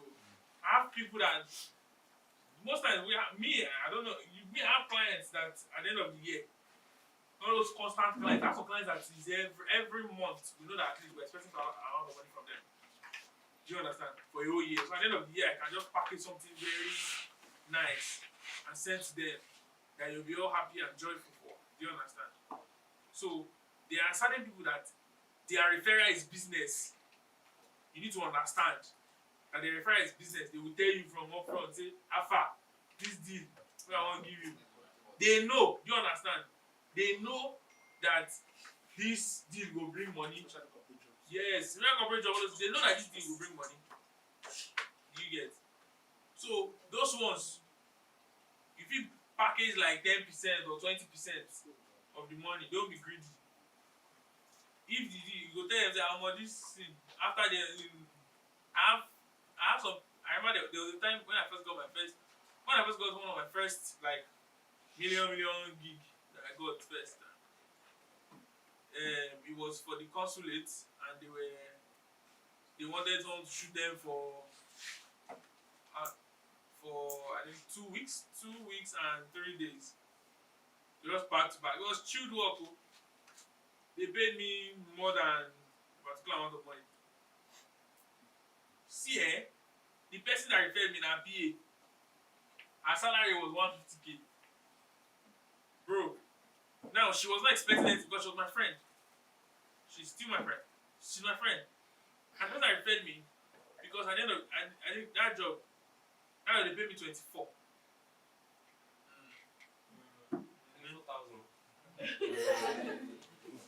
So how big the gig was as at that time, because it was a whole day, my friend was able to negotiate 1 million per day. You mean 1 million? So you know what happened? That deal was so good. But I had other people that were working on the project too, because they were like a lot of people that are coming from the British Council, a lot of people. And that time their eyes never really opened. So now they will charge you because of a lot of photographers now charge you rubbish money. So now but that time, guess what? That my friend that brought you, I sent her 5 million naira. Wow. See, she brought another one. She brought another one. At one point, she started working with Mwabudu. And now started giving me job from Mwabudu, give me job from Netflix, give me job from everybody. And I just kept on giving her the money. Now, she didn't ask. But what would make her choose someone else? Choose me over someone else? Because I feel like a source of livelihood. Someone that is collecting 150K per month, well, 5 million. Even me, I was like, you want my. So, you understand? Like, and according to her, that was the first time she actually received over a million. She was like, Snappcode, I got you. So, that's his conviction based. Yes. Show appreciation. If it's some is worth. Clients, give it to your clients. That give you they give you money constantly, yeah. They give you every there time. Are clients that you know that in a year, I'll shoot this woman's. I'll shoot her for her birthday. I'll shoot them for family anniversary. I'll shoot their children's birthday that year. It is actually thoughtful for you to just we really appreciate your business. Be writing their name down. Those who that come back to back. We really appreciate your business. Maybe next year you are doing like 3 looks. Ma, this your son's birthday coming up next. Don't worry, we'll do it for free for you. It's not that money does not shake them, but what does it tell? What does it burn in their head? That this person is actually a thoughtful person. It gives a sense of belonging. The funniest thing is that the people who love free things are even rich people. That's just the truth. A rich man, if you dash him a phone, he loves it.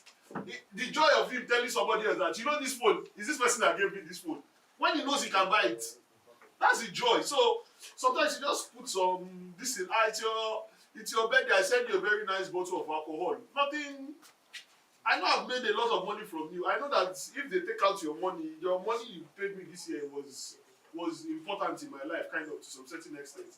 So it's just necessary to just once in a while show. That's the way I do my own business. But I don't really have like a commission-based thingy or like you're a plan. I know you've given me a job, but you not tell me your sister is doing getting married. Hey, this one my sister wedding. I will tell you, don't worry. But you have to pay 50% of what I'm supposed to charge you on a normal day. Do you understand me? So like it's always thoughtful for you to always grease the wheels of business. That one is a business side. it is an important stage for you to always grease because No. it builds relationship. Everywhere. And relationship is key in our business generally. That's the first thing. Forget talent.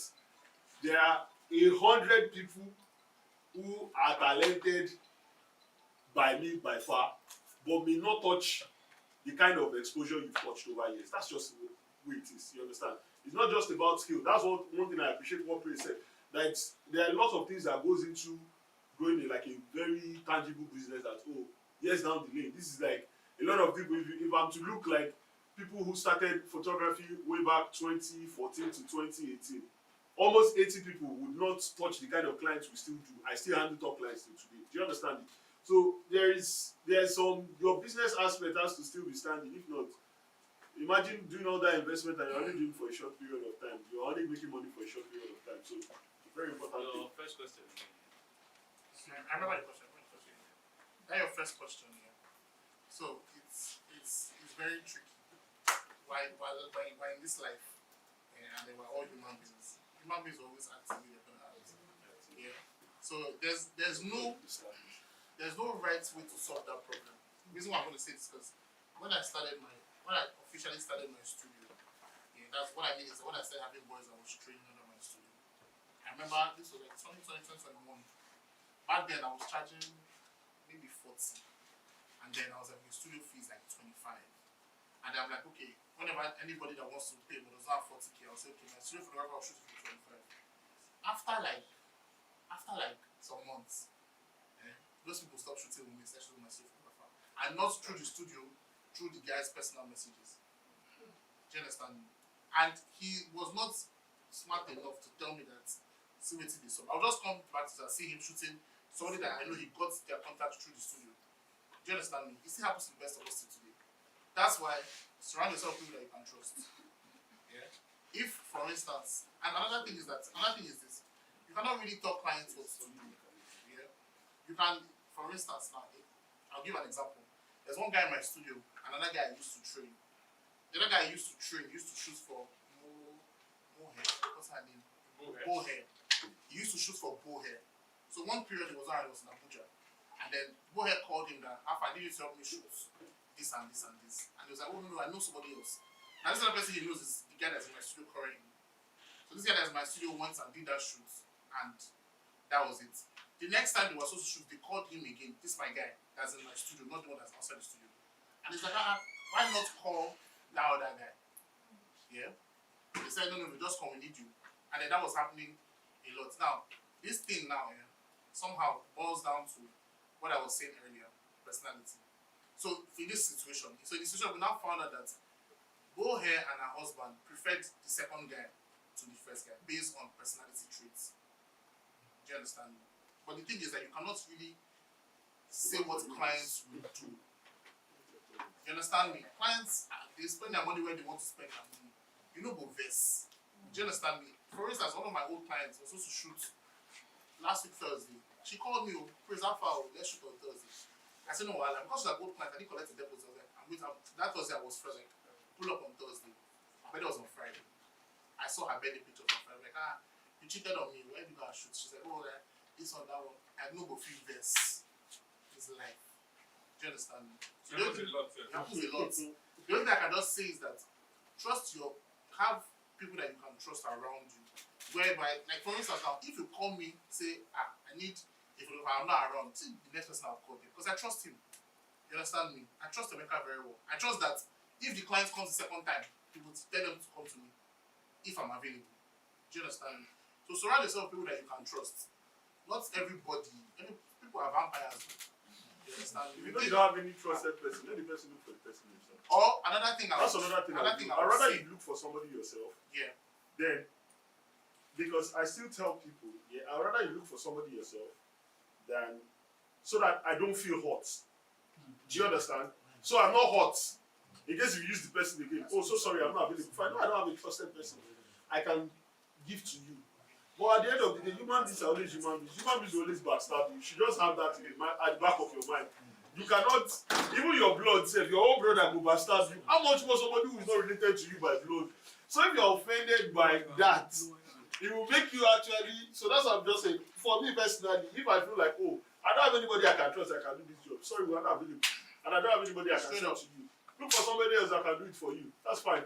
So in case if you get to use that person, I don't feel so bad that you get. So, you know what's easier on my own end there? Before I started having boys that work for me,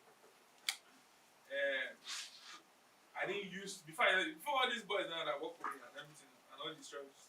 I had head of operations. If I'm not around, she's around. And guess what she's doing? Now she's the one that poses every client. She's also the studio director. Do you understand? She poses every client. So I learned that structure. And I'm not around, and I need to because there are a lot of people that I can always call to shoot. She's the one that will call the client. She's the one there. So if the call time is 10, she's there 9:45. The photographer is there 9:50. I'll give you an example. So who is the photographer calling? Head of operations. Who is in communications with the client? So she's the one in charge of anything client relations. The only thing the photographer does, he is a figurehead that just comes, takes picture, and go. Oh, thank you very much, man. We'll be in touch. Theesiaga. So all those time and all the people I always send, see me, I don't care. You know, I say I am the most I don't care attitude you can meet. Because if I have a client that you shoot and I see that the person shoot, I can even call you to tell you that this guy really shoot there. Now our client though. This is how not to tick her off. I'll still advise you. Because a client will do what a client wants to do. You cannot hold anybody. It's my money now. You cannot hold anybody. Even Gidi that was here, as me was here, he will tell you. As me this guy, as me Theesiaga was here, he will tell you. So when I started, at one point when I started traveling a lot, that I didn't have time for coming here again. When you started to shoot, so we get. When the people were like, I said, see, I'm not around. And I know you don't want any intent to come and shoot. I said, so this was we're going to go through Instagram. We're going to go through a list of photographers that you can work with. Because you know your work is, our work is, if you just need business, I just say, Alpha, I need you by tomorrow morning. I need you by now. So I said, I know that kind. There was a time I was at that available. Now I'm no longer available. Like, yeah, let's go through Instagram. Yeah, start to check through. Use this guy. It's cool. So when he said I started to work, I said, Alpha, this is how this works. He was that started to work with me. He said I took off with Alpha. You know they like this kind of thing. Make sure. Do you understand how it is? Yeah. Life is not hard. It is not a thing that you should. You dey shoot my client. You dey grace. Come. Do you understand what I'm saying? You cannot hold anybody. If Leeds client enter my studio, the day Doyin came to the studio, he didn't tell me what he was doing. She just walked in. I called him. I said, "How far your client in my studio? How the thing they be?" You have to it's not. Who shot Sammy, is this? I shot Tasha.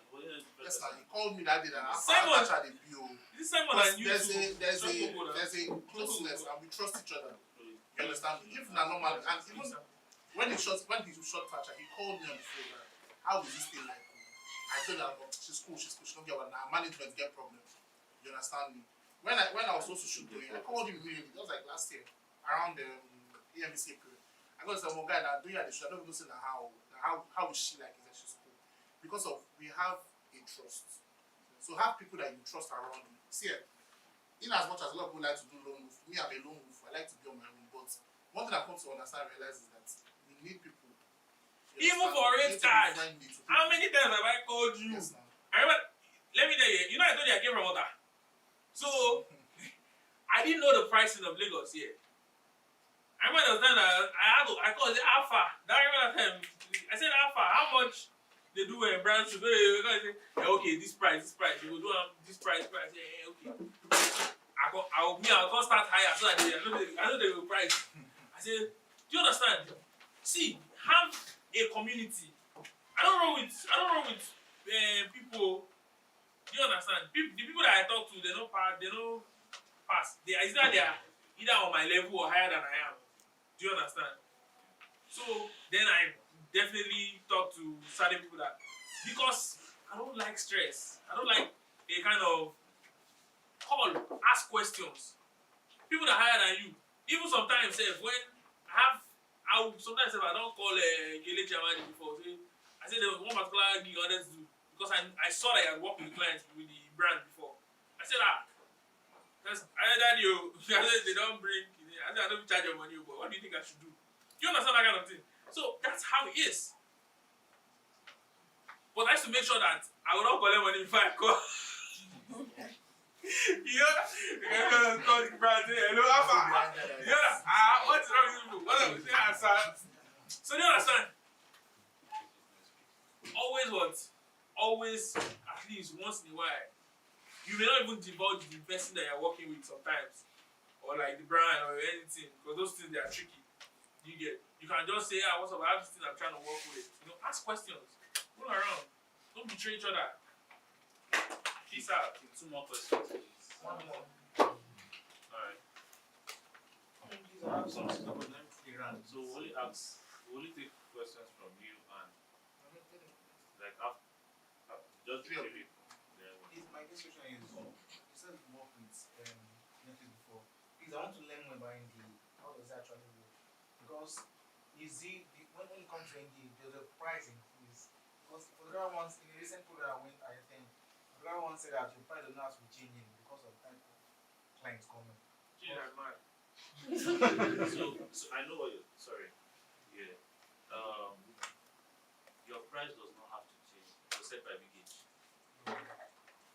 Yes. When it's not It's flat. Do you know Big H price? No matter No. Bro, calm down. It's not even that. No, I understand where it's coming from. I feel you. If I'm corporate price depends. if I'm shooting you now and I'm shooting Tasha, does not mean that because she's a celebrity. Because Tasha is this, I'm charging 3 times more. Do you get me? Unless it's a Whatever brand your shoot. rate card is, That's what. whatever if you have your birthday shoots now, whatever your birthday shoot price is, right, should be your birthday shoot price for everybody. Do you get me?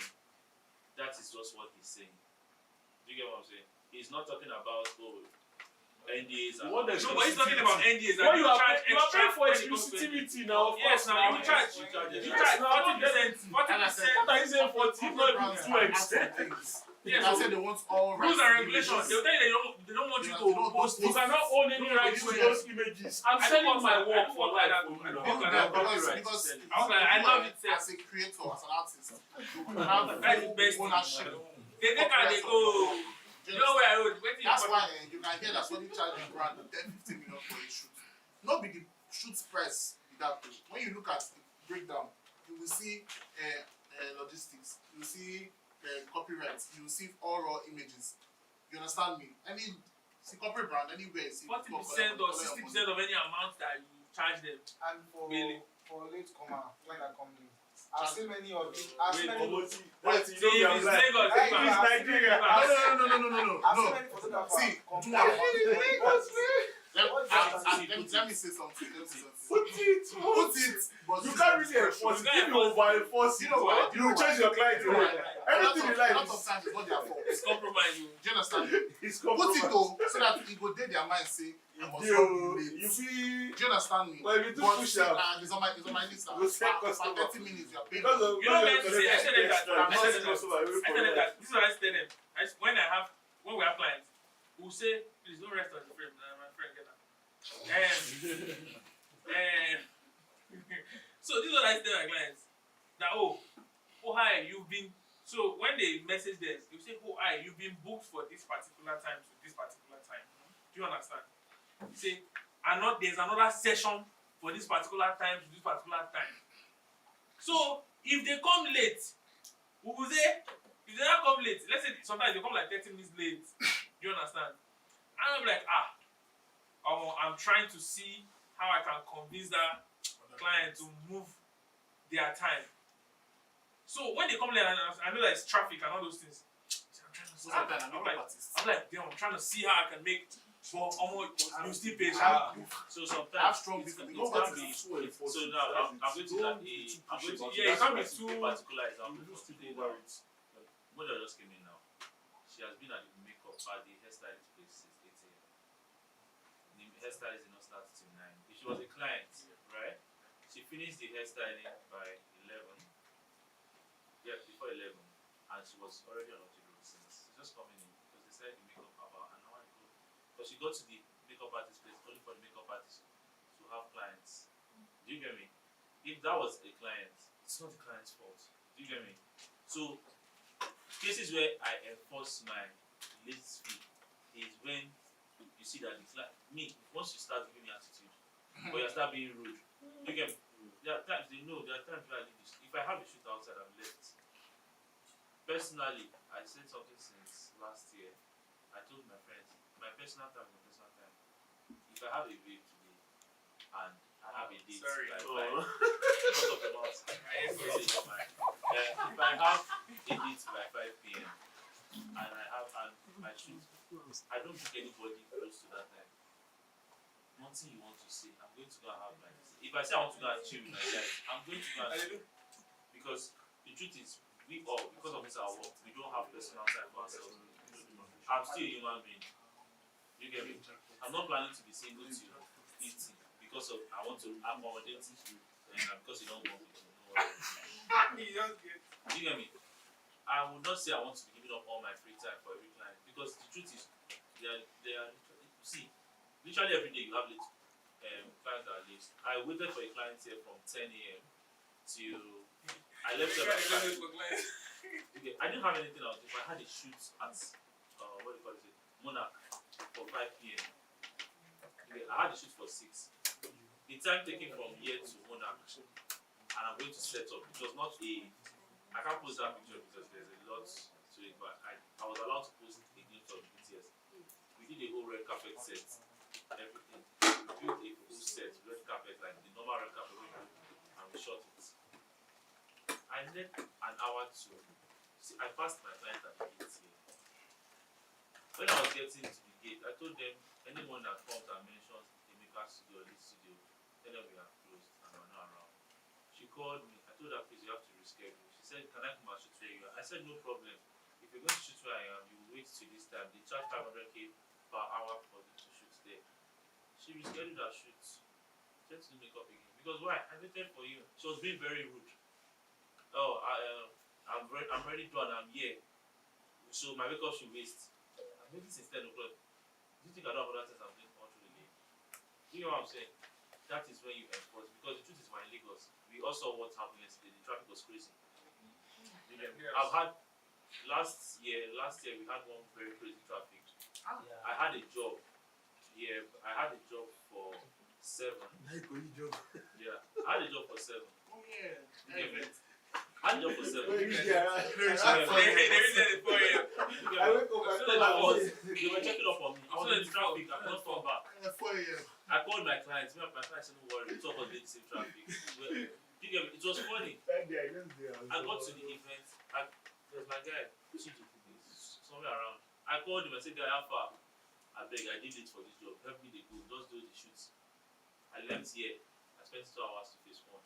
I met him at the same domain college. I just said, "Guy, they come back, they go your house." You get me? For 2 hours, it was like, guy, I did do it. When I called him, I was like, just they go. Nah. I met him at the same spot. And when I met him there, I spent hours in traffic. After that day, I said I'm moving outside during daytime. You call me during daytime, I send you my bill. My bill is expensive during the daytime. See, nothing you want. See, I can give you discounts inside my studio. Once you tell me you are coming outside, there's no I will answer you. I will bill you. Because for me, that is it. You get me? So there are cases that you can bend your rules. There are cases where you can't bend it. And the thing is, let's come in. Let me tell you something. If you have a shoot 1 to 2, and you have another shoot 2 to 3, and the person for 1 to 2 comes late, and the person for 2 is around, please shoot your client for 2 o'clock. Yeah. Because that's the person's time. See, if you like, cry. Once you start crying, I'm not telling you, there's nothing I can do. Because if I have another 1, 3 to 4, you still wait. Because they are here. You wait, there's nothing I can do. The highest I can do for you is I go to talk to the client. Oh, please, can this person shoot in between your session, especially if they have like 2 outfits. If they say no, I tell the client that late. They say no because this is at their time. On my rate card, it says an outfit is 30 minutes.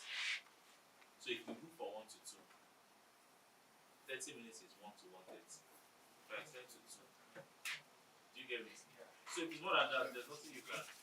My last question is. Only 3 questions.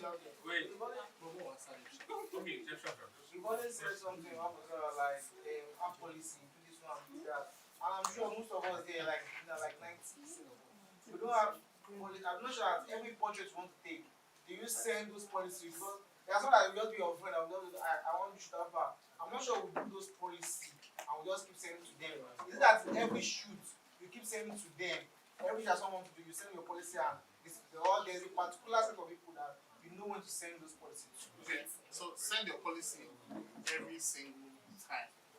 Send your policy every single. Reason why is that even some people would even go as far as sending contracts. Reason why is that you don't know who is mad. What I mean is that there's sometimes I've had situations where my clients are talking and the client is very chill on the phone and I'll forget to send policy because I've become familiar. You understand? At the end of the day, when it's outside, I think we make pictures or something. You shot today and then on my policy it states that you get your pictures 1 to 2 weeks after selection. And then yes, 1 to 2 weeks. You know how long it is? I shoot almost every day. I'm supposed to have a shoot today, but the movie is tomorrow. I shoot at least almost every day. So what do I have time for my own personal self if I'm giving you a picture sharp? 1 to 2 weeks after selection is what's in my policy. Do you understand?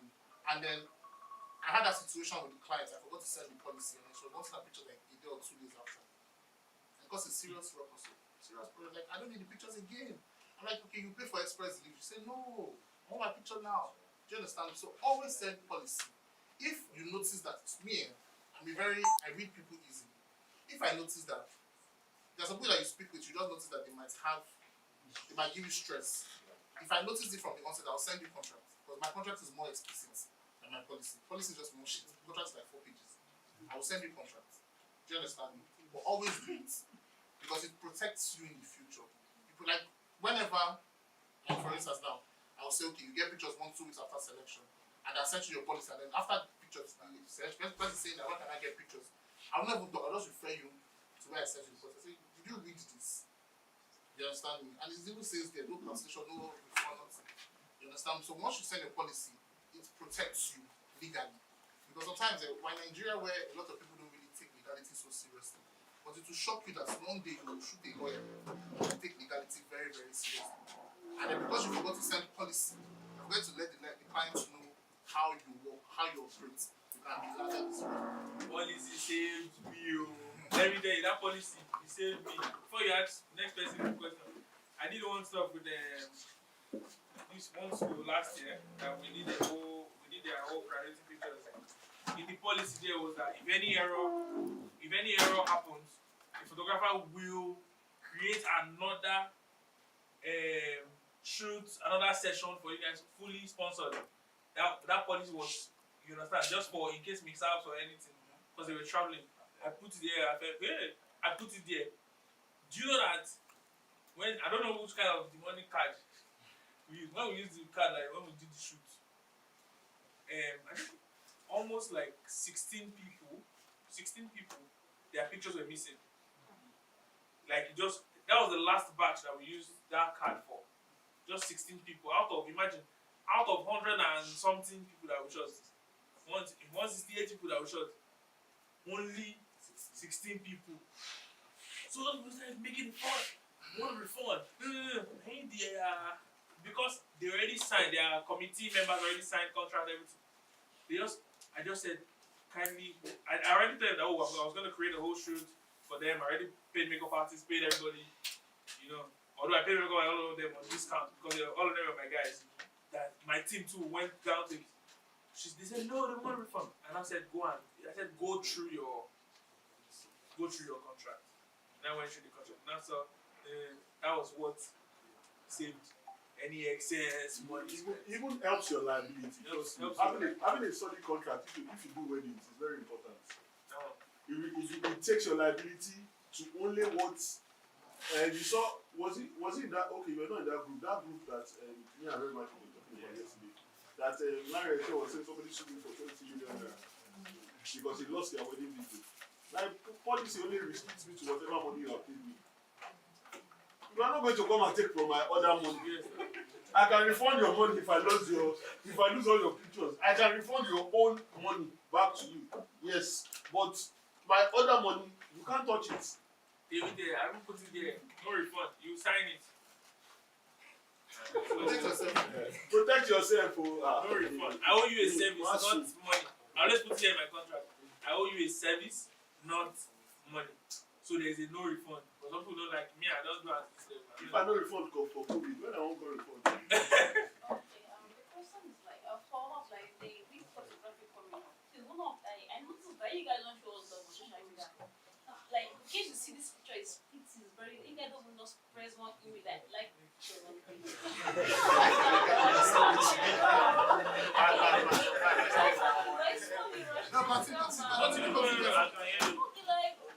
You upload the next picture, you say, when someone pops, you just this kind of Is that your Instagram? No, it's not. So my company. You deny your company. No, my company now. Like you own it, Abby? No, I don't pay. So something that I think was doing something. That's the question.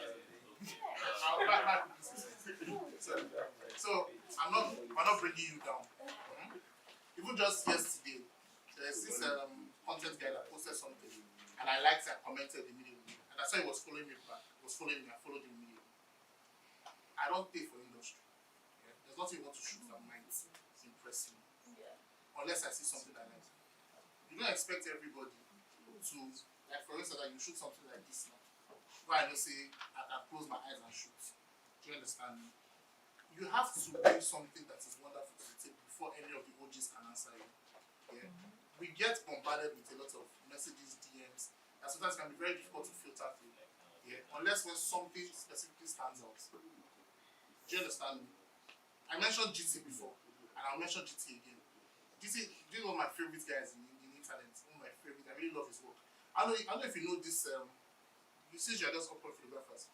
If you watch a lot of YouTube videos, there's this American guy, Fronos Photo. That's an Afro.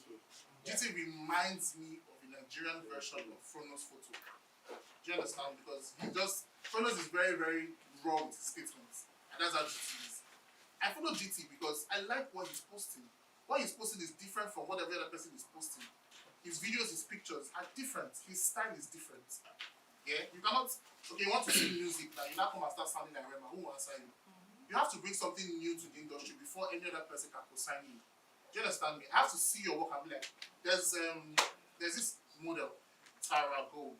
She posted a picture some days ago by one photographer. I don't know the guy, but when I saw the work, I followed the guy. Like, this thing is different from what I know. Yeah, it's different. The guy, I don't think doesn't have up to 10 or 20K followers. But as I saw it, I'm like, oh, this thing is mad. Whoever this guy is, props to him. You have to, you cannot shoot mediocre and want a top G to endorse mediocrity. I'm not trying to bring you down. So you have to try and do better. Once your work is good, you know go hard. They will tell you, you will see the encouragement. Let's forget us. Maybe you are too busy chasing clients. Your peers will tell you. Do you understand me? Let me answer your question. I'm very blunt. So. See, if your work can be good to you, and may not be good. Do you get me? Let me say something. I'm going to share my screen. Whatever message you guys see that pops up, that's your business. Whatever, I don't know who will message, but pardon the person or whatever. I'm going to share someone's screen here. He's here, but he should not talk.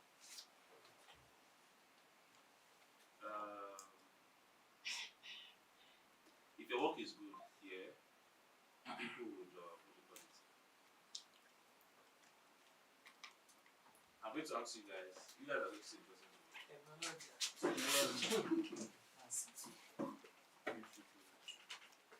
you see this work? Can you see the work? It's here. Can you see it? Is it not good? You can see that I've liked it. I did not just like it now. Please let him stand up so that you can see. me tell you a story. Don't crash. It was my first workshop. Are you getting me? Honestly, most people from my first workshop, I did not know. So it was my first workshop. I did not have that structure of keeping a list of their names, their Instagram pages, right? So I did not even know who he was again. I was on Instagram and I saw a picture that was nice. I followed his work. I've seen many of his work. You get me? I liked his work. Why? Because it was good and it is good. You get me? I texted him and I was like, guy, how far? Come and show me how you used to edit your pictures. Chris, is these pictures I showed you that how this person getting his pictures sharp? Okay. He's the one. And he was like, oh, he learned it from me. How does he edit? He said, it's the way I used to edit. His lots were those my lots I created. Do you get me? His work was good, do you get me? And that was why I liked it. The truth is, see, we are looking for the big people to like some of our pictures. Are you getting me? The way you are looking up to some people, we are looking up to some people to like our pictures. That's why I see sometimes, you see some photographers, a particular person will follow them, they will comment, they will screenshot and go and tag, oh, the person has phone. There's nothing wrong there. See, trust me, there's nothing wrong there. You get me? Anytime I see Big Gates DM that he has commented on something, send DM, I'll be happy. Because I like it. Do you get? I love his work. Do you get me? I understand the way you feel that, oh, we are seeing some Instagram algorithm. See, if I should show you my likes, you'll be surprised. Some of them, you see 30, 40. People are not seeing the work. You see, there's something I'll let you know. This picture has like more than 1 million views. I never heard of it. I saw this picture. It can't keep it to myself. Do you get me? They get 360 to shoot it. Exactly. That's a nice one. You get it has over 1 million What's this views. 360? Yeah. Yes. Aja, Ale, Keja. You get when I posted this picture.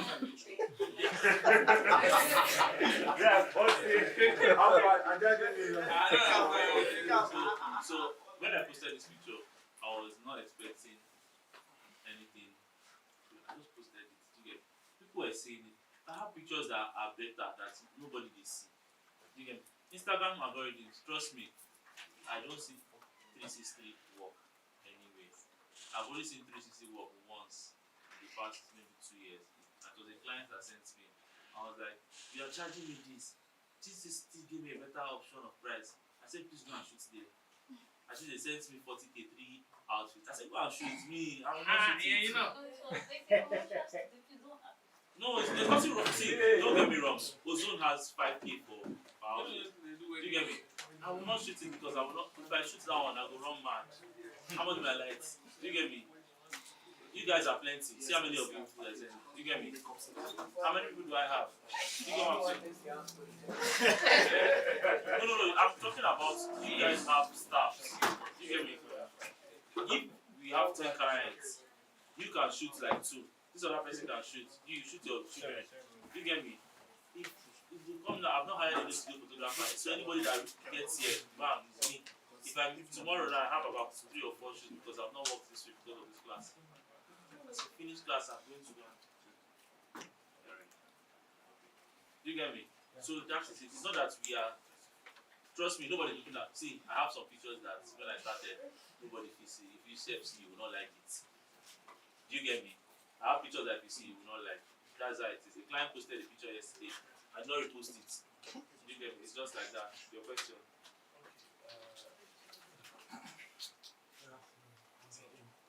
So, question is, talking about Sorry, what? yes, we're speaking about mentorship. Okay. Yeah, so how do you get mentorship?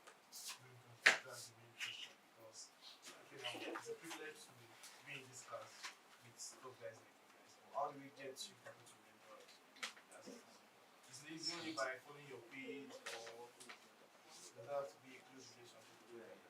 So different modes for different people. Sometimes you might not necessarily need to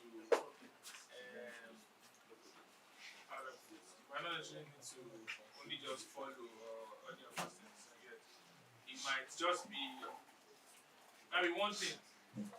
Look for one thing that the person is lacking. You understand? So I will like most of the people that even work for me and all of that, they didn't come off as They didn't come off as, oh, I want to work for you. They came off as, want to work, work with you, do some things. It's like, oh, just carry. Some of them just come to carry, like, I studied them. Me, when someone says, I need to see your readiness to actually, you might be with me for 1 month, 2 months, and I'm not saying a word. And because I'm observing you. Do you understand? I won't just start to come to the, because people enter DMs and talks every day. So if I even allow somebody that say, okay, come and work with me, or come and intern, or come and do anything, or all of that, I was having for like the first 1 month, 2 months. I want to know what kind of person you are. You understand? I want to see how you relate to other people. I want to see a lot of things. Then fine, I'll start to talk. Is that, oh yeah, stay or go. Do you understand? So, but there's no harm in reaching out to people. Oh, compliments. You don't have to come off as attack mode. Do you understand? You don't have to come off as attack mode. It can be from comment section. Oh my God, that fire image. They update. The luxury photographer. I love that page. 1 month. You did not. You did not 1 month. That's for a mentorship I'm giving. Do you understand? It's always commenting. I love to see his commenting. That's how you do it. You first engage. You don't do, oh, sir, I love your work. Hey, sir, I want to be. No. Come off soft. Small. Come off soft. Small. Do the, oh, hi. You know those, comment on the page. Oh my God, I love your work. When you don't post for like a while, you've been commenting for like a while. You've done up to like maybe 10, 20 posts. I've been noticing this person. Do you understand? All of the one day you just comment on the story. And I'm like, nice. You're so nice. I love what you stand for. I love what you stand for. Nice. You're not asking for anything yet. I'm giving you scope of those things. I love what you stand for. Man, the person just like, oh, thank you very much. Next thing, another, oh, I'm so glad you could reply, sir. Glad to have you here. Just did it. Keep commenting on the page. It's a long-term thing, though. It's not a quick thing. It's a long-term parole. You don't have to do it. You don't just hit it. It's a long-term. You start talking small. Next thing, maybe another next thing, just hit. After like a while, just hit it that I like to, you look like someone I want to,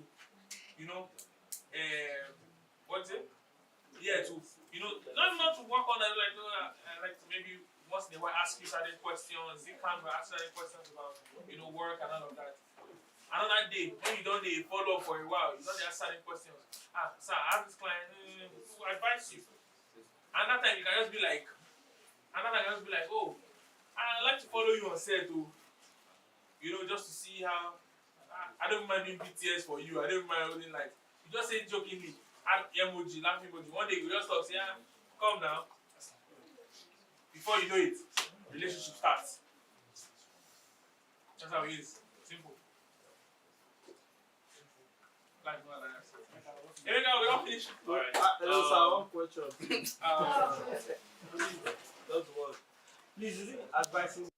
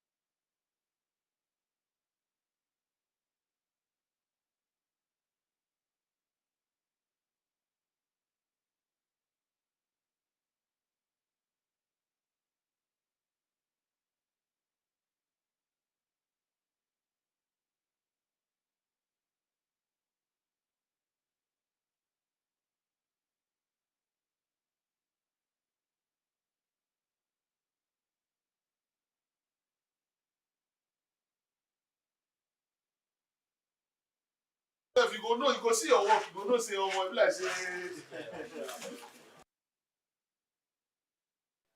So, thank you everybody. So we're moving into the next section straight away. So next section is going to be handled by Praise. So it's going to be taking us on lighting. So please a round of applause.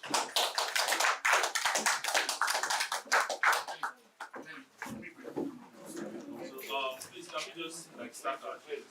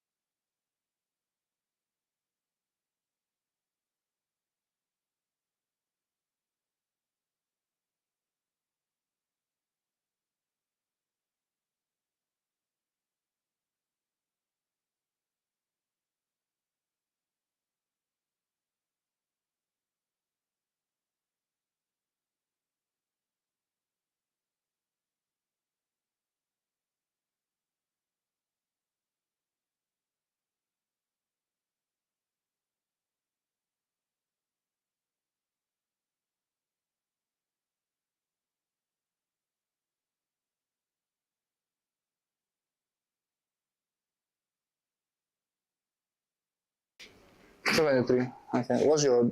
Do you know how to light? So what of you? How long? Just starting. 4 years. But you do not know how to light, or you don't really have a full grasp of it. Okay. What of you? 5 years. Okay. But do you have an idea of lighting? Yeah. 3 years. Do you have an idea of lighting? 5 years.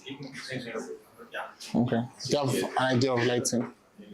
A little. Okay. Okay. 6 years. Do you have an idea of lighting? Okay. 5 years. Do you have an idea of lighting? 2 years. Do you have an idea of lighting? No, next year. Yeah. 4 years. Do you have an idea of lighting? 11 years. I willed you. Do you have an idea of lighting? Is it 11 straight years or stop? No. Never stopped. Okay. I'm sure you should have an idea of lighting. But you learn, by God's grace, you learn something new today. Okay, Peter, out of you, how many years of experience of photography have you had? And do you have ideas of lighting? Yes, maybe 4 years. Okay. Out of you?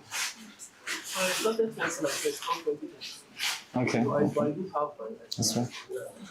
5 years. 5 years, and you have idea of lighting? Have you? Few months. Oh, you're still a baby. Welcome. What of you, man? Few months. Do you have idea of lighting? Not really. Okay, so lighting is both easy and difficult at the same time, in the sense that I like to classify lighting under different angles. Now, we have your key lights or your main lights. So this is what I like to do. I like to say we have two types of functionalities of lighting. We have your key lights and we have your, I like to call them like aesthetic lights. What I mean by aesthetic lights is lights like hair lights, side lights, field lights, background lights with snoops and the rest. But for key lighting, we have different types of key lighting. But I'm going to classify key lighting under two main types of lighting. Are you guys following me? Now we have the butterfly and we have the Rembrandt. Now, Rembrandt. Now, the reason why it is called Rembrandt is because Rembrandt lighting was gotten from an artist, something. His name was Rembrandt. And then the way he used to paint his subject was with light coming from the side, and here was a bit dark. Now, Rembrandt lighting is a bit more dramatic. Butterfly lighting is a bit more colorful and beautiful, sweet, it spreads more. But every other type of lighting, key lighting that you know, they are just derivatives of these two lighting. Now we have flat lighting. Yeah? Flat lighting is butterfly that you just bend like this. We have clamshell. Are you guys noticing what I'm saying? Don't forget though. We have clamshell. Clamshell lighting is still butterfly, but reflector under. You have, send this stuff, I want to express something.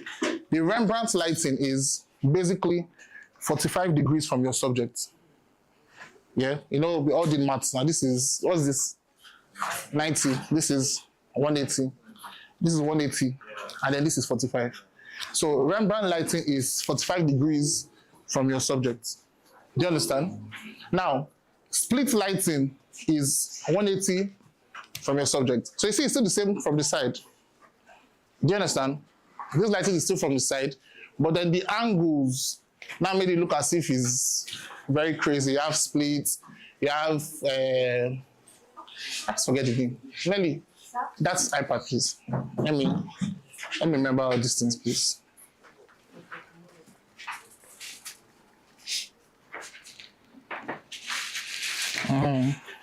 You have split or broad, yeah? So now, split lighting is when it comes from directly, bring it down small. Split lighting is when it comes from directly this way, yeah? Rembrandt is like this, yeah? Broad lighting sometimes is when it envelopes the subject. Do you understand me? So every other type of lighting is gotten from these two lighting. Do we all understand? Yes. We all understand, Abby. So we're going to be shooting a model. I don't know if she's ready yet. I'm going to be using now. One of my most favorite types of lighting is always Rembrandt lighting. Reason why, as I said before, Rembrandt lighting is very dramatic. Yeah, and it's a bit more. I would say it's a bit more mature in the sense that it shapes the face better. Do you understand? Now, there's a mistake that a lot of photographers like to make when they're shooting. One of you guys asked a question just now. When Leeds last week, she asked me the question. You were saying, how do you light up from up to down? Yeah, it's a good question, but I always say that a good photograph is a photograph that has all elements of lighting. Now, all elements of lighting is your hot spots, your well lit up parts, and then the shadows. You don't eliminate shadows. Do you understand me? All you have to do is just to work with your shadows. When you eliminate shadows, you have a bad picture. Do you understand me? Now, what does shadows do? Shadows give you dimension. You understand me? The shadows give you dimension. When you eliminate shadows from a picture, you have a very flat image. Do we all understand this? Okay. So, me personally, I'm mostly a beauty photographer. I like to shoot beauty, lifestyle, fashion, and the rest. So I like my lighting to be a certain type of way. Unfortunately for me, I don't really like dark pictures. So I don't like pictures that are too dramatic. But I like my pictures that are very, very beautiful. So I'm going to show you guys how I light up my subject. So before we get the model, who has any questions? Do you have a question? Did you answer the question? I did. I said that when you want to light up your subject, you can light up from head to toe, but don't eliminate your shadows. Do you understand? The question was, how do you light up? I didn't fully hear the question. Okay, I'll explain to you. So now, there are different ways. In fact, some photographers have their own specific ways of lighting up the legs. For instance, Spotlight P. Yeah, I don't know if you know Spotlight P. It's an OG. Yeah, but it's not as popular as it used to be. Spotlight P, if he lights up, for instance, like this, Okelechi Amadi does that too. If he lights up like this for the individual, they can get like a small octabox and put on the floor to light up the legs. Do you understand me? Some people like to light up face, body, legs separately. Do you understand me? But me, what I do is I light up the face and I light up the entire body separately. Now, unfortunately, because I didn't want them to add up a lot of lights because of space. Yeah. But my go-to light setup is 45 and then a big, you know, the umbrella type, like this, parabolic. Do you understand? That's my light setup. Just right beside you. Right where that light is. You understand? Two of them will just be together like this. Do you understand? Maybe as I was shooting, I would start to add it up. But because of the space, I don't want everywhere to be too tight. You understand? So that's my own go-to light setup. Now, if I'm doing beauty, sorry, I always call it beauty, butterfly. If I'm doing butterfly, if the light is butterfly, what I do is I put a parabolic, that same parabolic on this side or on this side. Now, you don't face your lights on your subject. Yeah? You're supposed to feather it. Do you know why? Do you know why? Because of that light. So light is not just So the thing is this, light travels from the edges of your octabox. That's one. But two, light is hotter in the middle. Yeah? And then when you face that hot light on your subject, it gives a very strong hot spot. So you're supposed to feather it to the softest edges of your light so that the light is more clean and more calm and soft. You understand me? So now I use this to light up my subject and then the bigger one as like a reflector. Then because I said I like bright pictures, sometimes I will go up to the extent of adding a big reflector here. Do you understand me? So this is for the face, this is for the body, this is for the full size. Now this one is not going to face the subject, it's going to face this way. Subject is here, but it's not going to face, it's going to face straight. So that you can just feather and touch them softly. Do you understand me? Just touch them softly. So it's not so, your lighting is not supposed to like eradicate your shadow, it's just supposed to just soften it up and make it more beautiful. Yeah, you can now add reflector when you want to add. Some people, sometimes I've shot, the long lady I shot a while back, her legs were dark. Even with this lighting, her legs were still dark. I had to add another one more light on the floor to lighten up her legs. So there's no rule to photography. You understand me? What I always say is that there's no rule, but what we have is wrong application for wrong results. You understand me? You want to get this, but you're using the wrong application for that. So in that kind of situation now, in a normal day, that reflector, that bigger modifier, should serve as a reflector to lighten up the body. But because of that person has a peculiar situation, do you understand? You now add a smaller light. Do you understand? So however you want to do it. What's any other questions? So with this your normal light setup, do you always need the reflector by the side here? It depends. So you can do it. So the thing is, PTSD is doing, you know what I mean is this. I've worked with a lot of bodies that don't like shadow on their skin. Now, ideally, when you're shooting with 45 this way, there's going to be shadow here. Some people will tell you that they're looking dark. Do you understand me? So because of that, I like to add a reflector. But that reflector, I don't use the silver side. I use the white side. The reason why is this, I don't really like the silver side of reflectors. The reason why is that the silver side adds a shine to the skin. Some people like it. That one is a personal. I'm not saying you push not so you don't like it too. Personal preference. Do you understand me? The silver part of reflector adds a type of shine I don't really like. So I always prefer the white side. So if I add that white side, I know because of its white, it's not going to be as effective as the silver. So it just reduces the shadow and it does it evenly as opposed to the silver. The silver would, here can be very bright. Here will not be very bright. Here will be very bright. Sometimes you will see the silver adding like another streak of light on the body. Do you understand? So I don't like that personally. So I just add a reflector to soften it. But it's not every time. Do you understand me? Depending on the subject. Do you understand? Okay. What's any other questions? Who has any question? You guys should think. Who has any question before we start shooting now?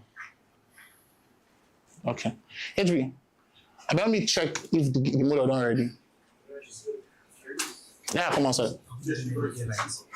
Bring one, but right now, no. But just bring one.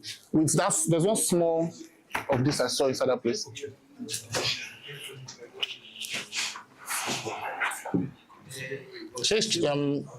Would connect would. Okay.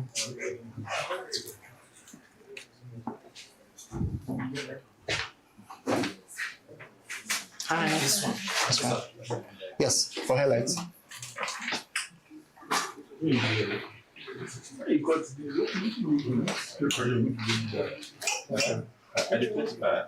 do you work when you get class? I think they work when you get class. Leave this. Which app you use for Retouching? Capture one. Did you pay? Like two something per month. 200. 2,000 something per month. No, they don't change them. I don't even know myself. But Did you pay for 1 year straight? No, per month. It's only on the iPad. If you are paying for system and iPad, it's more expensive. It's like 270. Because now why I switched to I like Capture One because I could export from the iPad. Yes, that's one reason why I use it. They changed it to 15,000. No. I went back to Sony app. Okay. Like what?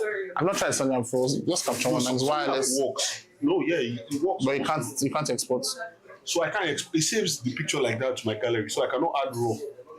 Okay. Like Capture One, when I'm exporting, I'll write raw on it. Or preview. Me, I use preview. Me, I write raw. My own, I write raw and capture later on the picture. But I cannot do that on Sony app. It saves, so like when they tell me, can you send these pictures to me immediately? I'll tell you, no, it doesn't come out from the app. That's why I prefer using Capture One. Because if I did location, like 15K for waiting. I'll check it, sir. One of my accounts is on. Maybe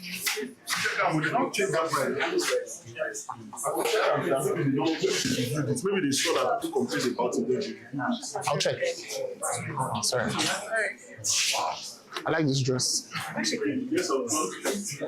What's this light on?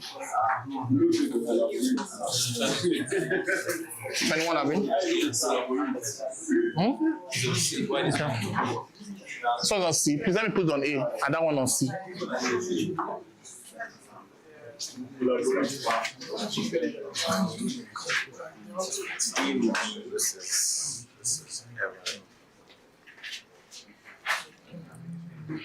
So even with this type of light, we don't need the second. No, not really. Based on what I want to shoot, I don't really. Just one is fine. It's very big now, and also our legs are not really short. Don't open the dress yet. I'm not shooting full yet. I'll open it when I want to. Don't worry. That's Alpha, there's no diffuser on that one. On this one. No, only green. Okay, but set it very well, please.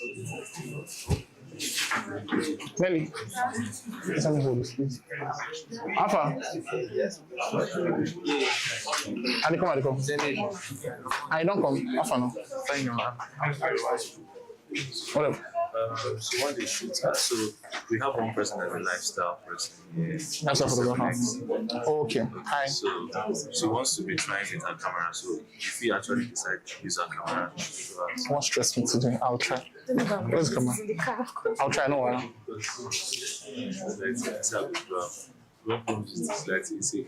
Don't forget. So it's almost good.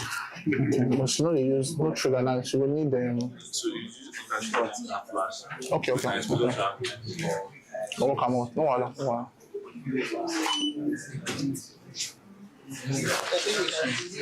It's not showing why. Let me see. Okay, connected to the device.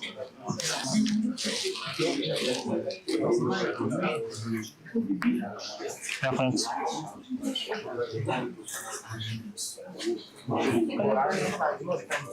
Alright, guys. Sorry, please move that highlights more this way. Yes.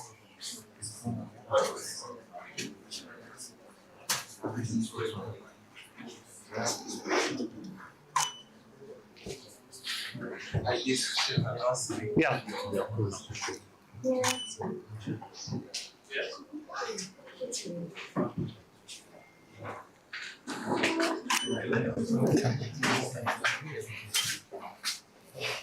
Hold this one, just hold this one. Yes, boss.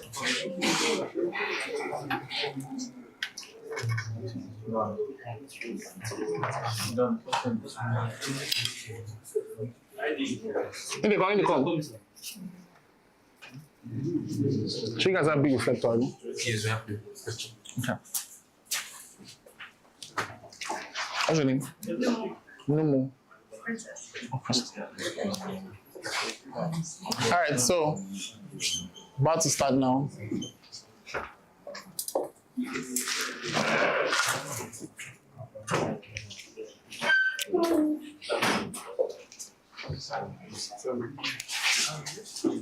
Please help me turn off this light. This one in particular. Off, switch it off. This one in the middle. Yeah, thank you. There's one other light that's hitting and I don't want. That spotlight one, let me switch it off. This one. On the down back. Yeah, leave down.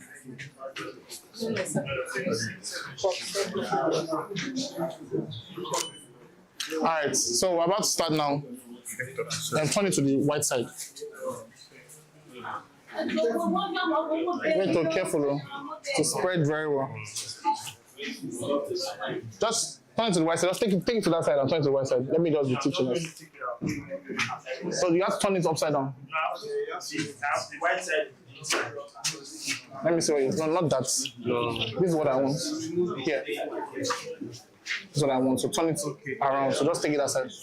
All right. So guys, attention, please. Attention. So we're about to start. Please, sorry, help me bring the lights. Ike, just come, please. Let me bring the lights. The main light closer to her. Don't worry. The main light closer to her. Watch the chandelier. It's okay. Bring it down small. Bring it down a little bit. Just a little bit. Okay, good. Yeah, and then shift the main light from the stand this way. No, not turn it. Shift the stand itself. Yeah, but it's facing me now. Turn it to her a little bit. It's okay. It's too much. It's too much. It's okay. Leave it like that. All right. So we're starting now. Be the iPad so they can see what we're doing. That's connected again. No? Connect it back. So as you can see, we have the Rembrandt, which is our key light, and this is our aesthetic light, like I like to call it. So this is the highlight. This is just to separate her. You can already see it, separating her from the background. But this is the main light going to light her up. Do you understand? So just like as we discussed before, when you take a picture, So let's start. Chin up a little bit. Nice. Sorry. All right, begin. This is not entering. This is taking time. Okay. So you can see the outcome of the image. Can you guys see? Hold this one. You can see the outcome. Yes. So this is just a very simple tool light setup. Yeah? You can see what I discussed before. Here is going to be dark. Do you understand? Now, if it's a dark skin model or dark skin client, I don't really mind. And this looks very dramatic. You understand me? Now, you can see that the way I place the light is not hitting my background. You can see it. That is one product a lot of people make. The way they position the light will make you. I don't know if you paid attention when I was telling him to turn the light, I didn't turn it to her too much. What I was avoiding was not even it was the background. Do you understand me? It should have touched the background, and I don't want that. I want the ambience to touch my background. Do you understand me? So you can see highlight is touching, separating her shadow, separating her from the background, and the main light is touching her from here. So now I'm going to try and reduce this darkness on that side.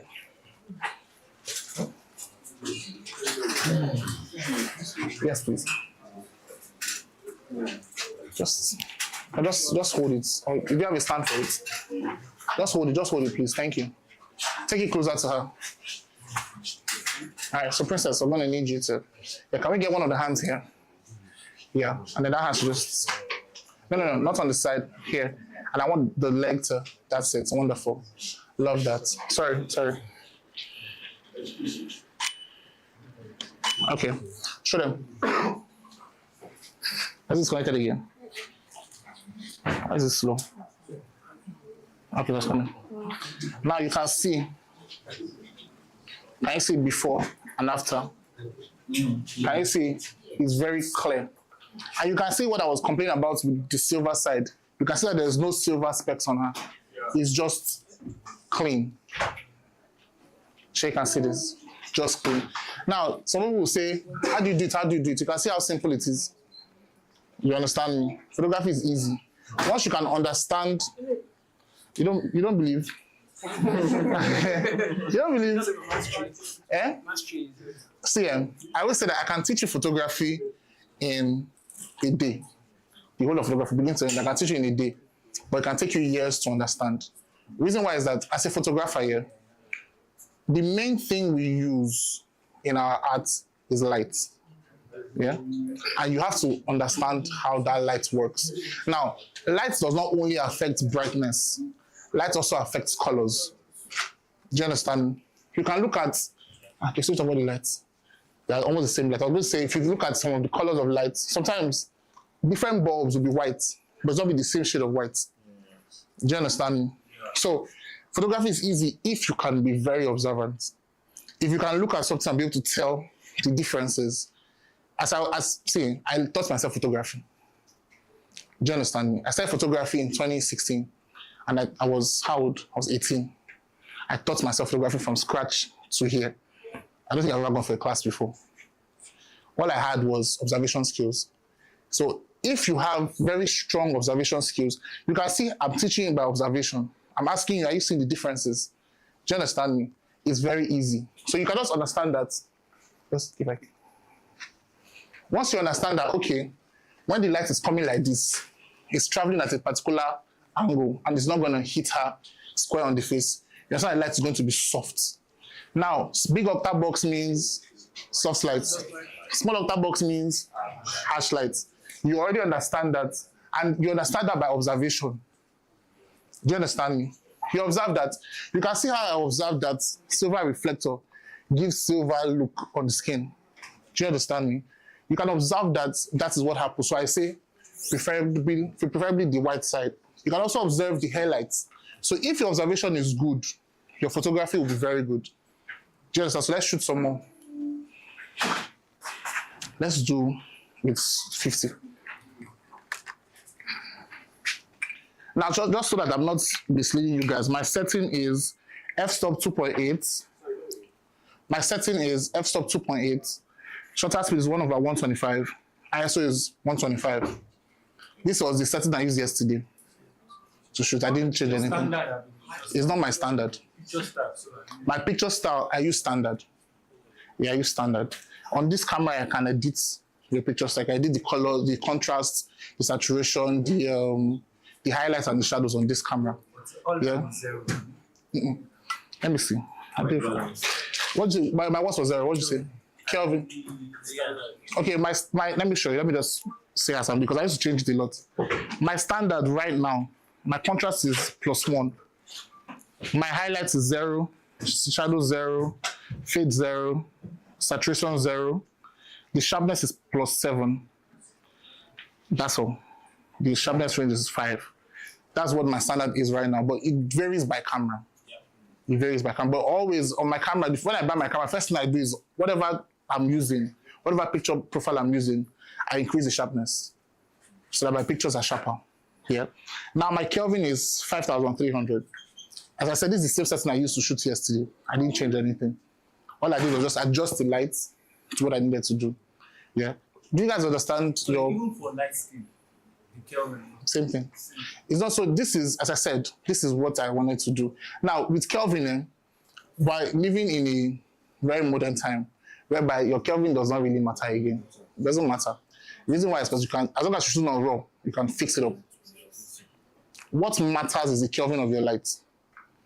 What do I mean? SK300, SK400 is warmer than 8600. Slightly. You will not notice it until you solder it together. Do you understand me? That's what matters because, for instance now, let's say I put this light here and I put this light, I put another SK300 here and I'm shooting my model. And let's say she's using like, let's say I'm using like a gray background. You will see some orange here. Do you understand? That's where it matters. If it's Kelvin here, it doesn't matter.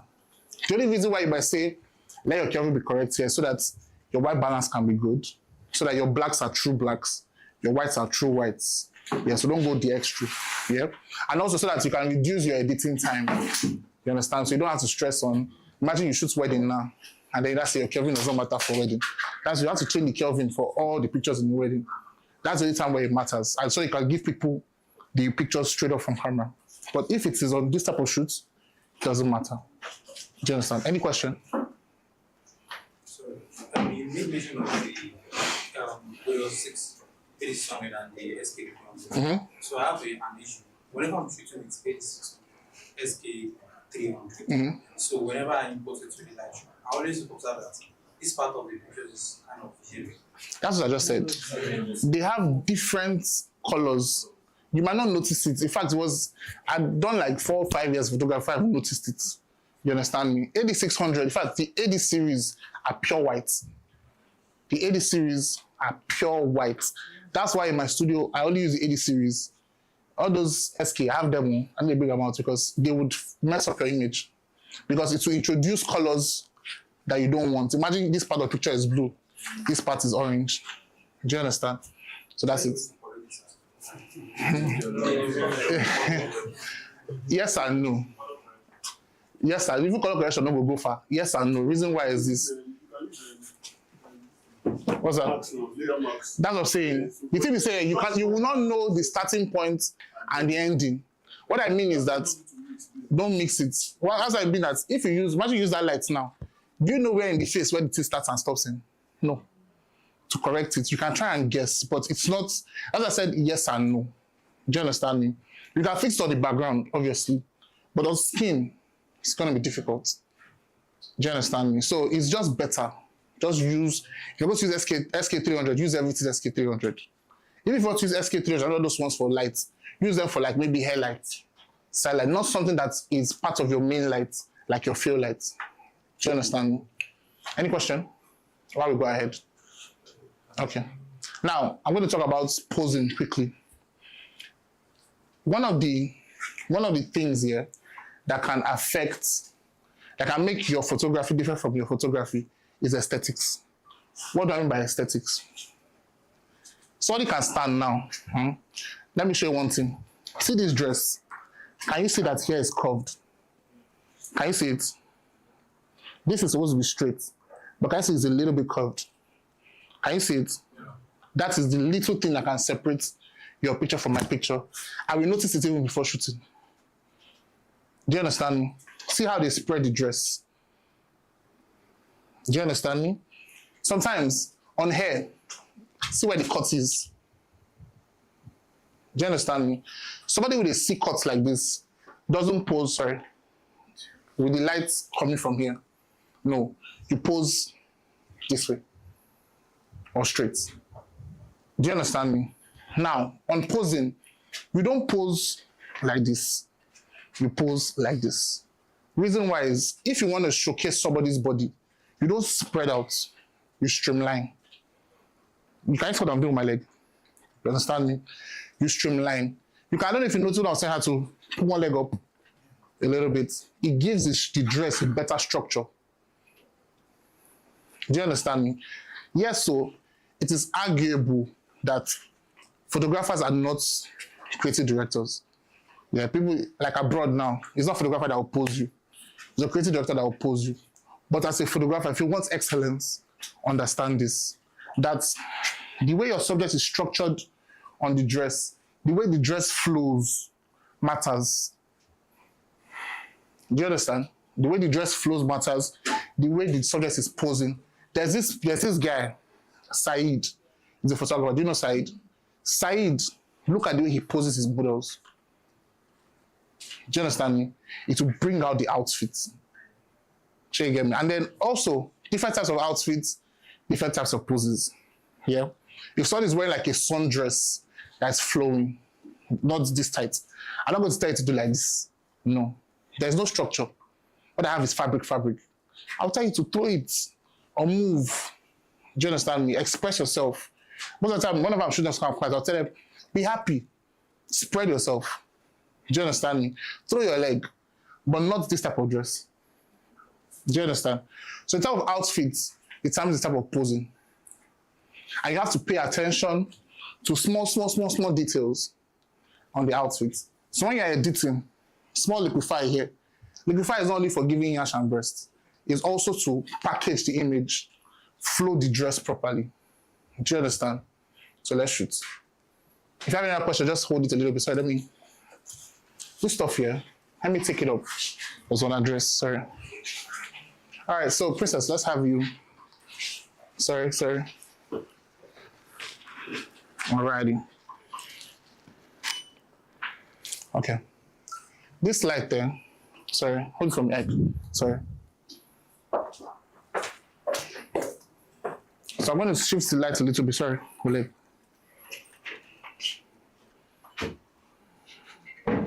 So what I did just now here is, because I cannot bring this too close to her, because of her dress, yeah, I moved the light forward and turn it to her a little bit more, so you can also reach this side of her face. Small. It's still Rembrandt. It's still Rembrandt.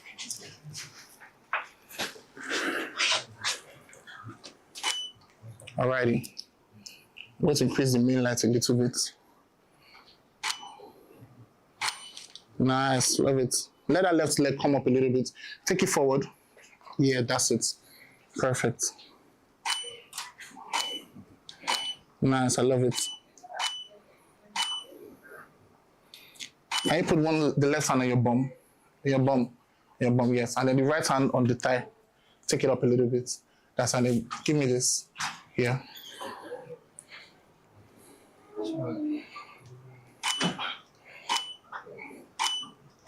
So relax your shoulders a little bit as you're doing that. Relax your shoulders. Yeah, that's it. Nice. Yeah, I love that. All right, good. Ike, was he answering? No. Well, connected. Well, I'll show them from here. So look at these pictures now. Come close, please. Check if it will still enter because it's still connected from here. Can you see? So you see how the dress looks stunning, how it is structured properly. And then now you can see, let me show you this. I'm coming. So see this picture. See here in her face, it's dark. Can you see? Now see when I changed the lighting, sure. Can you see it's brighter? Can you notice it? So let's do that again. Look at this. Look at this. Look at this. Look at this. You can see the light is reaching that side because of the way I angled it a little bit.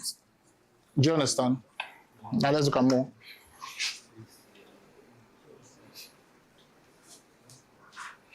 So you can see how it looks good already, even without editing.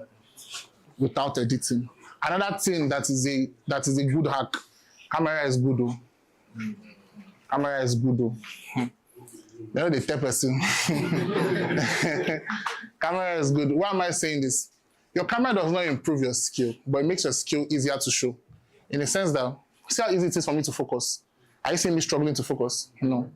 You're not seeing me, even the colors are popping well. And I literally said my settings to you guys. Not much. I did not, there's no saturation, nothing. You understand me? But the colors are rich. Yeah? If I'm using SK300 now, this picture does not be this soft. And there's something about those SK line. It's harsh. I don't know why. But the lights from those things there are very, very too powerful. That's why I always say if you have money, save money and buy an 8600. The lighting is more beautiful. Yeah. So gear matters. Lenses matter. Your picture will not be sharp if you don't have a good lens. Do you understand me? It will not be sharp. I'm sorry to say this, but I will always support Sigma brands. Sigma brands are not as expensive as direct Sony G Master. And they're not also as cheap as the rest. They're expensive, but they're very good. You understand? So get good gear, get good camera, get good lens. Do you understand me? Don't go use 5D Mark II and be giving yourself a that is not sharp. So let's do some portraits. Give me a 5. Yeah. I have a question. So yeah, let me hear you. How do you connect more than two lights to Okay. I knew you. How long have you been photography? 2 years. Well, like, do you have any lights at all? Okay. So, I'll tell a story. When we started photography, then there was one trigger we used to still connected, but it's not showing. There was one trigger we used to use back then. That was tiny, like this have antenna. Yeah. That trigger, there's a distance you'll be from your light will not answer you. It's not answer you. And that time, you have to put, so why I'm saying this story is because I don't know what situation you might find yourself. Lights have what they call slave mode. There's always a master and the rest are slaves. Now, that's not what I'm doing right now. Now, everything is a master in this situation. But in case you're shooting like the SK300, yeah, that trigger, you connect it to the main light, and then the rest are slaved. Lights always have like a sensor behind them. Yeah, and that sensor, when the sensor sees lights, it fires. That's why you can use a speed light to trigger all these lights as well, because there's a sensor on the lights. Do you understand? So the way I'm triggering these ones is that, you know how, if you use an iPhone, if you're wearing your Apple Watch, somebody sends you a message on iMessage, you show your watch, show your phone, show your laptop at home, show your iPad, FaceTime, iCloud. So that's the same way Godox has an ecosystem where all their stuff, now this is a transmitter and there's a receiver inside all these lights, wireless receiver, yeah, that connects wirelessly. So when I press, they fire, they answer me. And then I also assign roles to them. Most of the time, I like my main lights to be A, yeah, my field lights to be B, if I was using a field light. My hair light, I like it to be C. Now, my lights here, D, here, E. Then if I have like any light on the background, maybe F. So that's easy for me to recollect. So right now, this is A, this is C. Do you understand? So that's how you connect all your lights. Any question? Sorry, you're still asking. MS300 is better, but color, I don't know. It's been a while I've used MS300, but I think it's almost like 8600, almost too. But I don't think it's very, very accurate. It's not very, but MS300 connects with this. Connects to this. What else is on?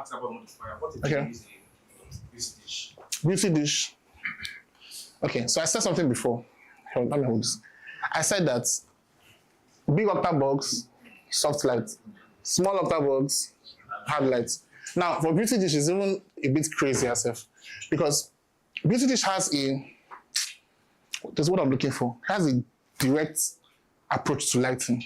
Beauty Dish lighting is is harsh. Is when you use beauty, for instance, if you use a beauty dish and this picture, the picture you shoot with beauty dish will be sharper than this one. Now, most of the time, sharpness comes from contrast. Sure, you know. Now, the way sharpness works, who knows that you guys don't want to edit Abi? Do you know high pass for sharpening image? High pass. What high pass does is that it adds contrast to the image. Sure, you know. Now, the way sharpness works is that when you zoom into the skin, our skin pores have like what's the word I'm looking for? Texture. They have bumps, texture. They're not all smooth. You understand me? So when you use a softer modifier that has more direct sharpness to light to those textures, images will be sharper. Do you understand? Now, for beauty dish, it will obviously not give you the same results. Do you understand me? In fact, beauty dish doesn't even work so well with reflector. I don't know why, because doesn't spread enough. Doesn't spread enough because there's a honeycomb on it. Do you understand me? So it will not give you the same results. Never. That's why there's beauty dish. There's different sizes of this. If not, we're not going to buy all of them. Do you understand me? Any question? Which is better, outdoor? Outdoor? I don't know how to answer that question. Do you know, see, this is the best way I like to answer this question. The best modifier for outdoor is one that breeze will not carry. That's the way I answer that question. The best modifier for outdoor, if you carry this thing outside, that breeze will carry this thing with your light. If the one that breeze will not carry. So whenever I shoot outdoor, I use, I don't know if America has it now. There's this deep parabolic. Yeah, it's always heavy. Yeah. Breeze does not carry that guy like that. I use like 90, 80, 65 cm.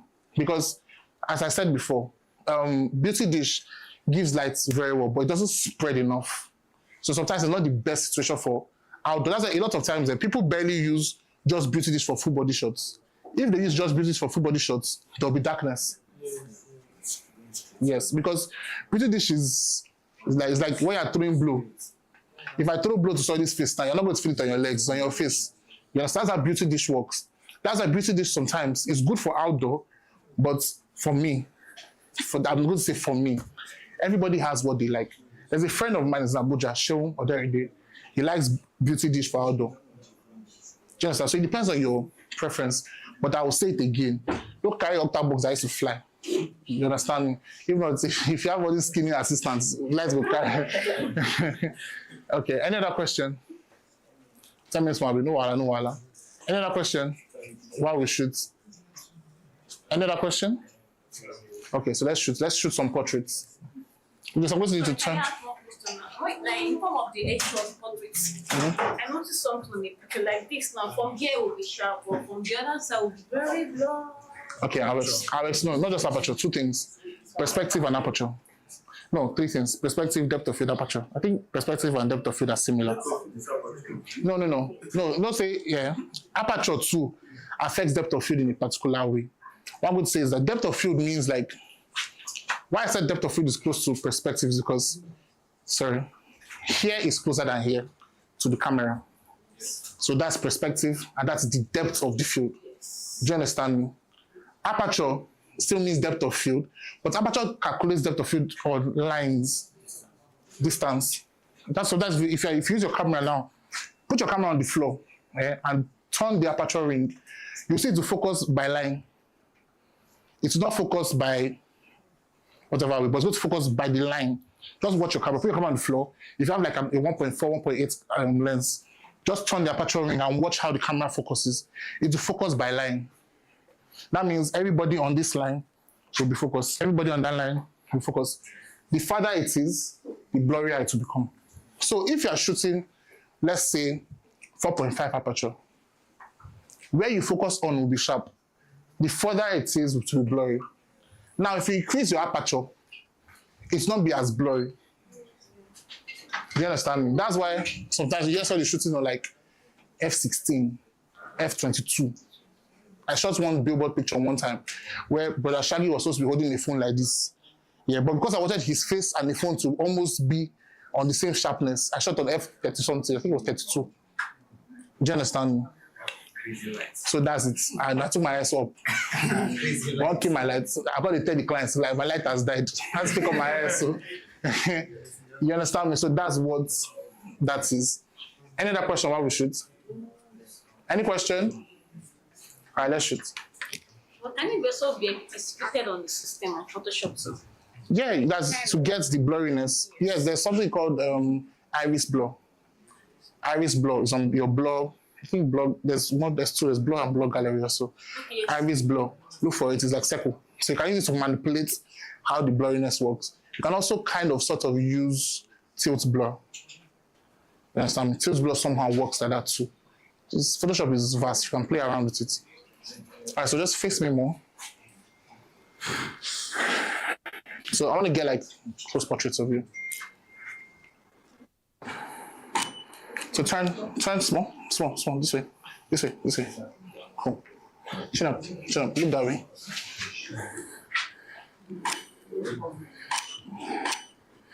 And I get like a left hand, right hand there. Yeah. Yeah, nice.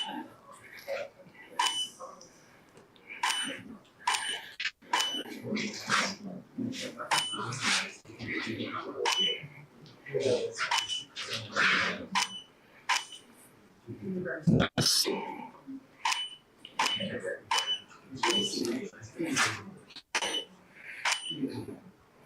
All right. Can we see?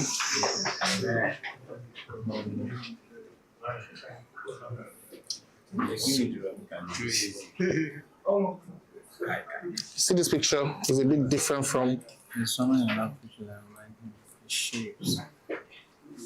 Can you see that this picture, I sort of took it from this angle. You can always play around your angle when you understand your lighting. Do you understand? Because I know that now, I'm going to explain something. Because of the way I stood, somehow I turned this light from vibrance to split. Now, hold this one. Normally, split lighting would be that I'd have taken the light like here. Yeah? But I don't have strength to carry this light. So what I just did was I changed my angle, which changed the lighting, and changed the model's perspective. You understand? If she should turn to me now, the light would be where it would have been if I put it there. So I turned the light to split lighting with what I just did. Do you understand? It's simple. So if that's very simple. the groom. The what? The groom. Which group? I understand you. So now, if the groom is supposed to be added to this picture, ideally, I can do two things. I can add one more light. Because when he's standing, the light is not really going to touch him. Yeah? Or I pose them more, I pose them more this way. Do you understand me? I pose them more. Now, if I'm posing them this way, and let's say he's standing here now, he will show. The light to touch him. Or I add one more light here, they spill and touch him. Or different solution. Or I turn this light, I take this light here and turn him more. Do you understand me? It will touch him. So, however you want to solve your problem, you solve your problem. It's very easy. Can you see it's easy? Can't you see? I'm sorry. Yeah. Being on the same like for the group, it was the same like both of them will be sharp. Yeah. In a situation where it's there's nothing you can do. This question you're asking me, I struggled with this question some days ago. I was doing a shoot for, there's a solution, Sha. I was doing a shoot for a cosmetic brand. And the concept was 4 or 5 models are standing back. You are there for that shoot. Back. There's nothing you can do except wisdom. What I did was, I put my camera on the tripod stand and I shot each of them one by one. I shot everybody in the same frame, but I focused on them one by one. So if I'm editing, splice it up. If I'm editing, the person that is sharpest, I'll take all of them sharp picture and put inside one picture. I don't understand. You don't understand? Okay. So what I'm saying is that now your focus will just change. No. What I'm saying is that kind of situation. For instance, I saw a video. The video was like, I think it was like a wedding. Yeah, a couple of people were sitting down on like a very wide setting. Yeah. And the photographer came with only one small light. What he did was he took each of them separately, but in one shot, like all of you now are here. I don't have a light source big enough to shoot all of you at the same time. But I thought if you strike your pose and wait, I will take a wide shot, but my light guy will first come here. I'll get this frame, I'll get this frame, I'll get this frame. In Photoshop, I add the whole 3 pictures together so that everybody is bright. Shake again, brother. Do you understand me? So same thing with the focusing. I'm shooting a couple of people in a picture, and I know that it's important to have all of them. Like, if it's an event, it doesn't really matter. That's where your aperture comes in. Don't shoot on very low aperture. If I'm shooting events and we have that kind of stuff, high aperture, maybe 9. But it will not still be, they will not all still be maintain the same amount of sharpness, because your lenses work the way your eyes work. Yeah, you know your eyes sees upside down. Do you know? With your biology, your eyes see upside down. So does your lenses. If you look at your lens is upside down. Yeah, it's the brain that arranges whatever you see. Same with your camera sensor. Your camera sensor arranges what your lens sees. So the same way the eyes work based on depth of field, is the same way the lens works based on depth of field. Do you understand? So in that kind of situation, nothing you can do. Take up your aperture, wherever you reach. If it's event, fine. People don't really complain about that. Where you might have a problem with that is if it is a photo shoot in the studio and you know that these pictures might be blown up, you now have to take that extra precaution. Like as I said, I put my camera on the tripod so that I have the same shots. The shots will not vary. So when I want to edit, it's not stressful. The 4 girls that were lining up, I took their pictures one by one. Like I took a full picture of all of them, yeah, but I was focusing on them one by one. So I took like 4 pictures, same picture, but different focusing. You understand me? And then when I'm editing, I'll put all of them together. That's still going to be your same standard frame. So yeah, same frame, same picture, just one picture. I can open a different folder, collect first girl put, second girl put, third girl put, fourth girl put, save my picture. You do your magic yourself. Now on Photoshop. On Photoshop. Do you understand me? But other than that, there's no way, because it doesn't work that way. I see some on your face. I see some pictures. That's the photo will be very tall. I don't understand. She'll be very tall. How do you get there? This color somebody. Do you went upstairs? No, there's 2 ways. One way, this guy does it, my dad's boss. You know my dad's boss? He does that one. I don't do it because it's not my style. I do. Okay. I do another way. It's editing. So the way my dad's boss does it is that with wide angle lenses, yeah, there's what we call concave and convex, yeah, with glasses, yeah. Concave is, I think, like this, convex is like this.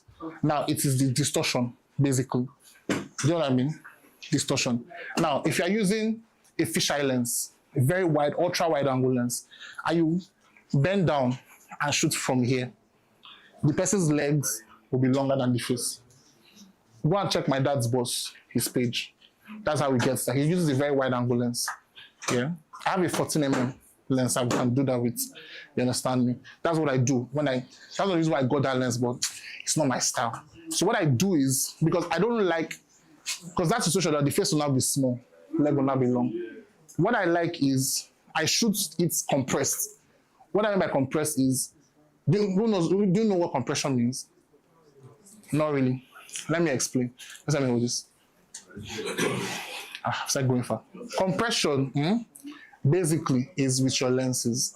Now, when everybody hold a finger up like this. Hold the finger up like this. When you bring it closer, what happens to the background? It blurs. When you take it back, what happens? Sharps. Now, when you take it forward again, notice that it becomes bigger than everything in your background. That's compression. It compresses everything in the background. And it also compresses the subject. So for instance, if you take give me 85. Let me do something. Okay, sorry, just quickly. Please let me bring this reflector straight up in our face. Bring 35 mm. 35. Bring the reflector closer. Is it connected now? Yes. Is it working? Check.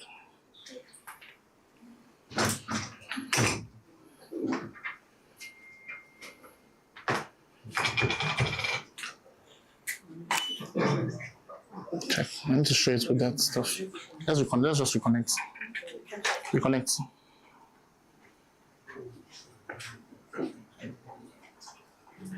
Okay. All right, so just look straight at me, just straight up at me. Chin up a little bit. Okay. Then 35. It didn't show.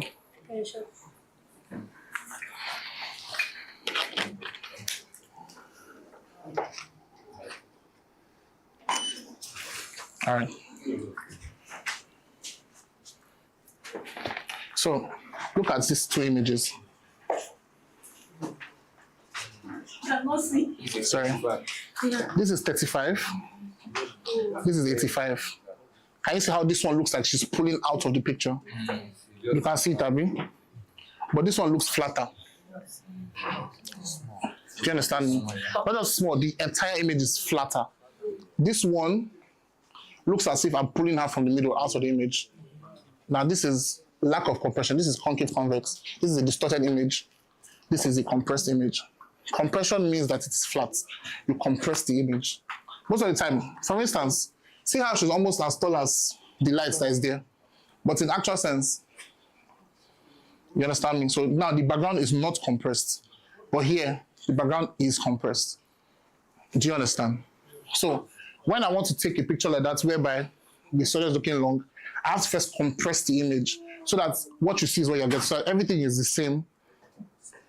And then when I'm not editing, I stretch the legs. Do you know how to stretch the leg? I'll quickly teach you. It's easy. Just use your rectangular Mark Q2. Rectangular, you know what rectangular Mark Q2 is? From the knee down. Select the entire picture, the entire place, not just only the body, not just only the person. Select from left to right, from the knee down. Use Command T or Control T. Go to the anchor point that is down and stretch. That's it. It's very simple. Use Command T for transform. Go to the leg, the anchor point on the leg side, and stretch it. It's very simple. For knee down, because most of the time, people is more advisable to stretch from here down than from here down. It looks funny. Imagine person's thigh is longer than theirs. Do you understand? Any other question? Give me that.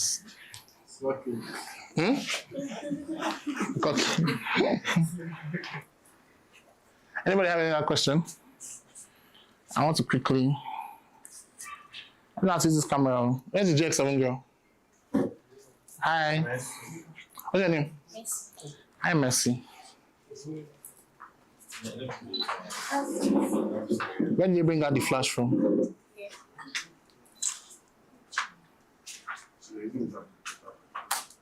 Okay. Okay. So you do content photography already, I mean? You want to go into this type of photography? It will be hard. Reason why is because interchangeable lens and access to this. Yeah. But we're going to just try. But the thing is that there's really no way to do this without for it to look like the one I have here. Because first in lighting, we're not connected to this. The source of light we have is this. And I don't trust how well this guy can handle low light situation. Do you know what I mean by low light situation? Now, we're in a low light situation right now. This is a low light situation. Low light means that there is no strong light. In fact, even if you honor the lights here, it's still a low light situation. You understand me? Because the camera will have to work as a low light camera. What I mean by low light is that there's something they call noise. Yeah? Do you know what noise is? Noise is when your shutter speed is high, when your aperture ISO is high, it introduces like some sand, grain of sand in your image, then you zoom into your image. Now, I don't know how well this guy can handle that because it's a crop sensor camera. Most crop sensor cameras don't handle it well. Yeah, but we're going to try and see what we can do. Okay? All right, so my beautiful model, please pose for me. Full shot, yeah, full shot.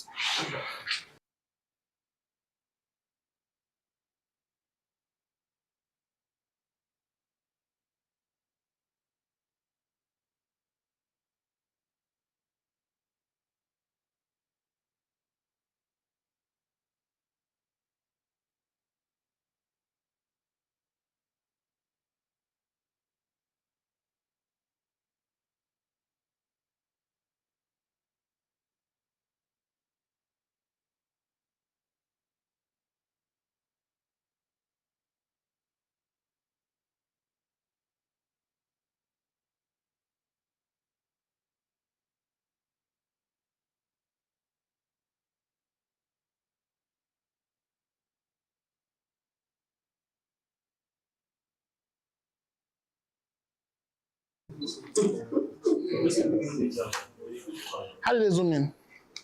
Okay, I don't see. Wait.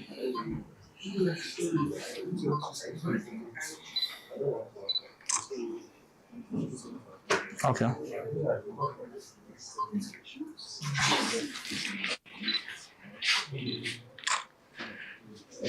All right. Sorry. So, what I'm doing is basically I'm following the exposure triangle. Do you know what the exposure triangle is? Okay. ISO, aperture, shutter speed. Now, why is it triangle? Is because these are the 3 cardinal points used to control your exposure. Yeah, shutter speed, aperture, ISO, but it's a lot deeper than that. In fact, 90% of photography is exposure triangle. Do you understand? Sorry. So what I just did was I followed the exposure triangle to make sure that the pictures look. How do they go next? So see now, sorry. This is too bright. This is too bright. I reduce the ISO to get a better picture. I say reduce the ISO more to get a better picture. You understand? And I see the full image. Do you understand? So this is what I can get with this. But then it's not a bad picture. I like how it looks. I like the feel on the skin actually. I like the feel on the skin. So this is what I was talking about, if you can handle ISO. Can you see the noise? There's grain on it. Do you understand? So it's a good camera for like content and stuff. But for inside the studio, it won't work 100%. It won't work the way you want it to work. The only thing I'm thinking about is, I'm coming.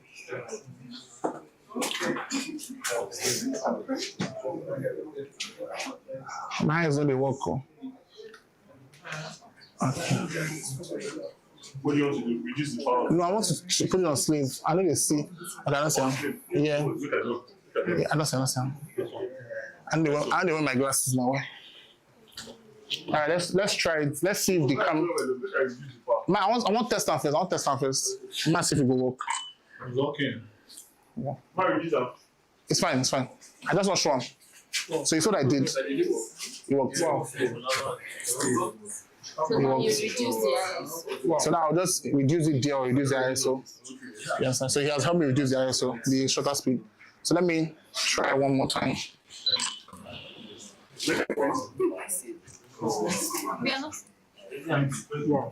Wow. Yes, please. So see, the lights. Oh, beautiful. But the only disadvantage is that this light still touched her. Yeah, that's why I wish if there was a way to reduce this light, you can reduce a little bit more. You understand? I know. Will it work? Check. What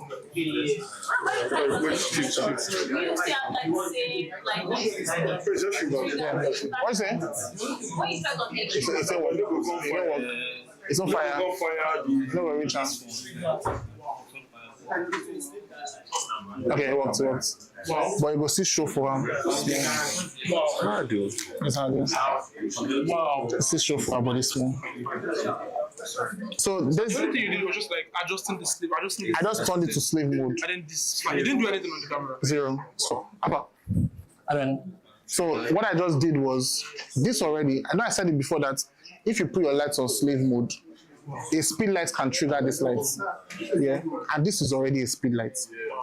I think even your phone light can still kind of trigger it, but just your phone light is not bright and doesn't spread enough. But if you put your phone light like close to it, it should, because it just reacts to light that is flashing.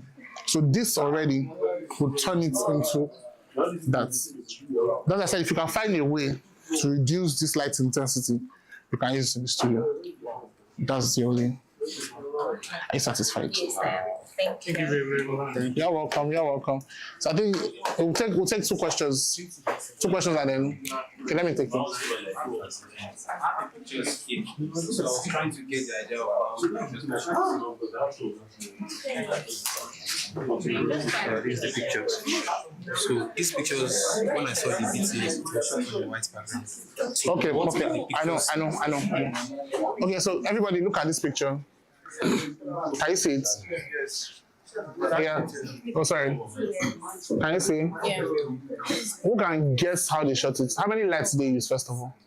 Smooth So- and Smooth and smooth. too smooth. Smooth and smooth. Yeah. So, smooth and smooth. Too smooth. Too smooth.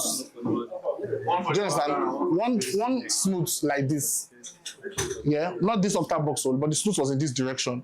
But the circle, because it is a circle, this thing, yeah, and so that it can be more precise. Because if you use like this, it will not be as precise. You said this was shot on a white background, Abi. If you use this, the white background will show. You understand? Smooth is more direct. Smooth is more direct than beauty dish self. Yeah. So smooth is what they use for hairlights from behind, and then another smooth that is shaped. There's a smooth in my studio. You can shape the. It has like some plates. You can shape it. You understand? You guys have it, Abi? You can shape the plates that will give you this type of. So simple. Do you understand? And the way they did not use, the way the light did not touch white background is this exposure triangle. Take. When you are shooting in the studio, you set your camera in a way, that your how to explain this one? If without the trigger, without the lights, your picture will be dark. That's how your picture should. Ideally, if you say you want to use like low aperture and the rest, that's how you set your camera. So when you already do that and your light is not, these guys, they spill. Smooths don't spill. Smooths are precise. So they will not show on the background. No light is spilling on the background to reveal the white. Do you understand? Next question. This is your picture throughout. Eh? This is your picture. Yeah. Smooth. How many smooth? This picture is edited, don't worry. So they edited. Yeah. But what I did was the lighting was too, let me see. I think it's 3. I'm trying to remember. Okay. So this picture, the light is 3. Yeah? The light is 3. What I did, this floor thing you're seeing was edited. It was manipulation. Yeah, there was a shoot I was supposed to do October 1st last year.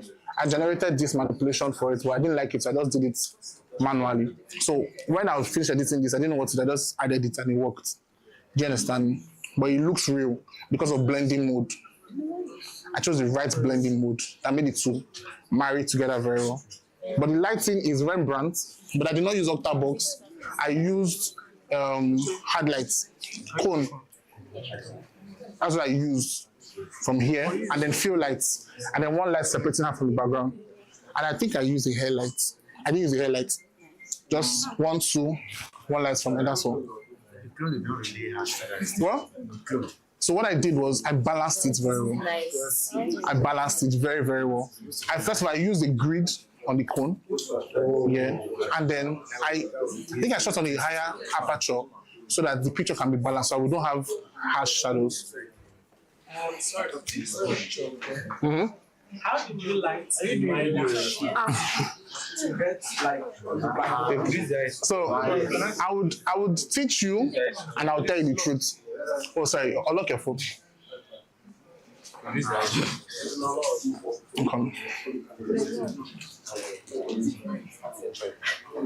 So let me show you. Can I see the picture?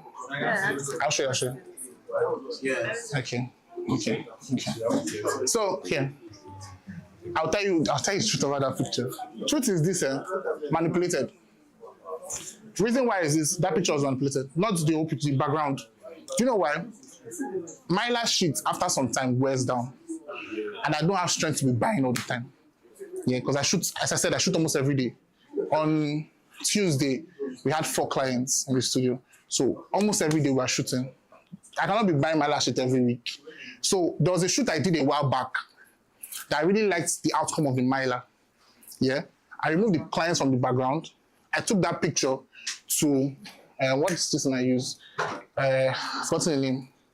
There's this Mid-Journey. I took it to Mid-Journey and I generated different types of that Mylar. So whenever I have a picture, I don't know what to put on the picture, I just put the Mylar there. But the way you light up your Mylar, it depends on your Mylar as well. Some Mylars are not very reflective. Some are extremely reflective. So simple. Your Mylar is on the floor. I've kept you standing for so long. I'm so sorry. Your Mylar is on the floor. Just simply point a light on it. But make sure you're directing, light bounces. Yeah, light ricochets. So if you put your lights like this, light's going to bounce like this. Hash. You don't use octabox, cone. Direct on the Mylar. That's what I'm trying to explain. If you put your lights like this, it will do like this and bounce like this. But if you put your lights directly like this, it will bounce on the background. So the angle matters. Yeah. What is that the question? Okay. You are giving 3 minutes. To the image to WhatsApp. Midjourney is a website. Midjourney. I used to Midjourney. No, it's not free. MID Journey. MID Journey. Midjourney. I used to join. It's for AI. I used to generate backgrounds. Midjourney. Yeah. So no, it's not free. Oh. Photography is expensive. On subscription every month. I used to spend like almost 100K on subscriptions every month. Yes. From Midjourney to Photoshop, so everything you're paying for it. Yeah. But you can. So since you are still trying, I think ChatGPT tries to generate images. Yes. I have a photo, but I don't use. Reason why is because I have my guys. They edit for me already. So why am I paying a photo when they are there? Do you understand me? I already have 3 editors in my studio. So I don't. They do every other thing. Me, I do Photoshop control. But I have a photo, but I don't use it. Because truth is, if you want to work on hair on Evoto, Photoshop Nano Banana can change the entire hair to what you want. Do you understand me? So I prefer Photoshop. There's an AI machine on Photoshop called Nano Banana. The paid version of Photoshop. There's Firefly 1, Firefly 3, there's Flux. Your Photoshop is paid. What year do you use? Okay, so when you select something, I click generate image, generate. On the side, you will see where there's F1 on that generating bar. Click on it, you see Nano Banana down. Yeah, Nano Banana, the one I have is 2.5, but I know there's 3. 3 is out now. For 2026. I think 3 is out. If I want to, like, there's a shoot I did a while back. That day, my AC spoiled. So I had to use fan on the client. So her hair was messed up. Yeah. And when I was editing that picture, I just selected the hair and I said, make hair neat and luxurious. And it cleaned up the entire hair. Even me, I was surprised. Do you understand? So it does that sometimes. So any other question? Let me end the class. Any other question? All right, thank you so much, guys. Okay, you have one. Wait. Like, just 1 or 2 people. No, sharp. I don't know what's that. Are you serious? Quickly, yes. Paid for the Photoshop. Are you going to have access to Nano Banana? Or you have to when you pay on Photoshop, you have access to everything on Photoshop. How can you what? Just put it beside. It's like this. No. So it depends on what you are doing. Most of the time, it depends on the size of the octabox. Depends on the size. If I'm doing a small octabox here, the light is almost not so heavy because I want it to balance. You will see it as you're looking at your picture. As observation, observe it and know the one that is too much. Do you understand? So just make sure it's on the right side. I don't use a small octabox here. Use a large one because it's supposed to be fill. They don't really use small octaboxes for fill. So you want to fill one side. The key can be small for the face. Okay. Thank you so much, guys. Thank you. I don't finish it. Thank you. Just your pictures. I'm fine. So the platform is going to hello. I like the size of this thing. Hello, please. So Folarin is going to be taking us on lighting now. Which lighting again? Yes, please. Please let's give a round of applause for. Oh, they don't teach lighting. Great. Shouldn't have it. Yes. You see, now the model. But I say, wait till I want to share. You don't teach me. Hey, chop ice.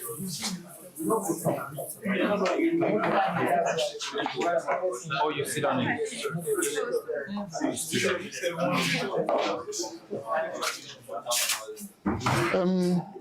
Emeka. Hi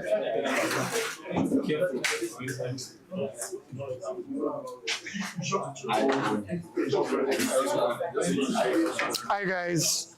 Hello. Hi. You people still want to? You don't need it again now. I was asking before you left. Well, I mean, you guys have had 3 lighting classes. Let's go, Baba. So what do you want to know again? Asking before you left. What? No, I'm not editing. Hey, Emeka, can you hear? No, I'll be very brief. I won't have it.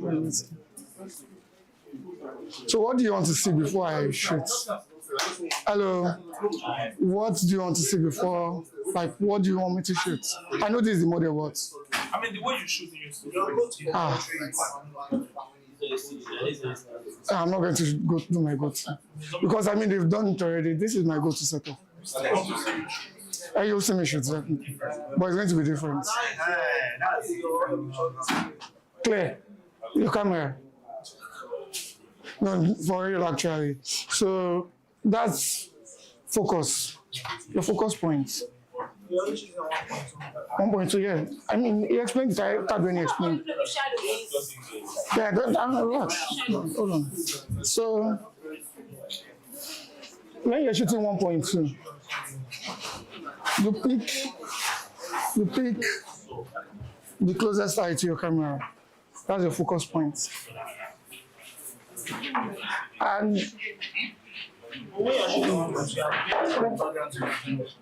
backgrounds are blue. It's not blue enough. I always shoot on 1.2.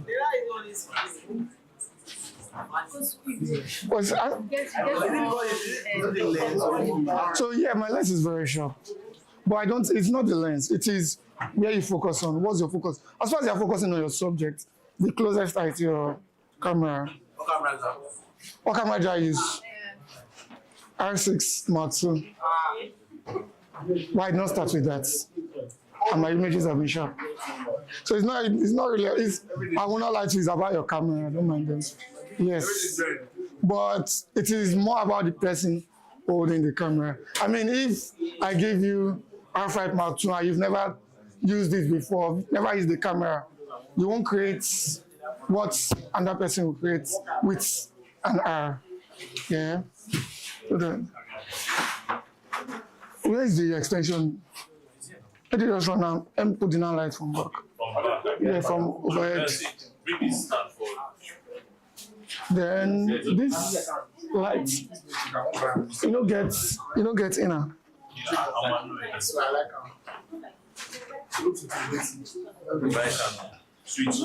Bayam. Okay, now the next one. Bayam. Now what was get money. I collect loan from Emeka. 50 mm. Yeah, but I don't like it. I don't like 50 mm. I sold it after buying it. Yeah, because of I had a shoot. Camera joint, but you don't see. Nobody has taken it. It's discontinued. So I use 85. Yeah. Almost always.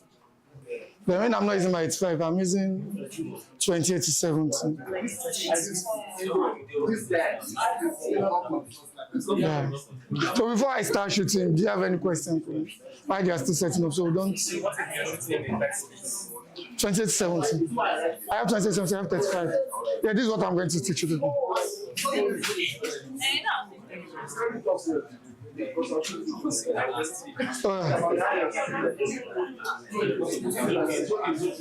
Let me move it forward more. So this light is coming from the back. Any questions? So we don't waste time. Please let our model sit down.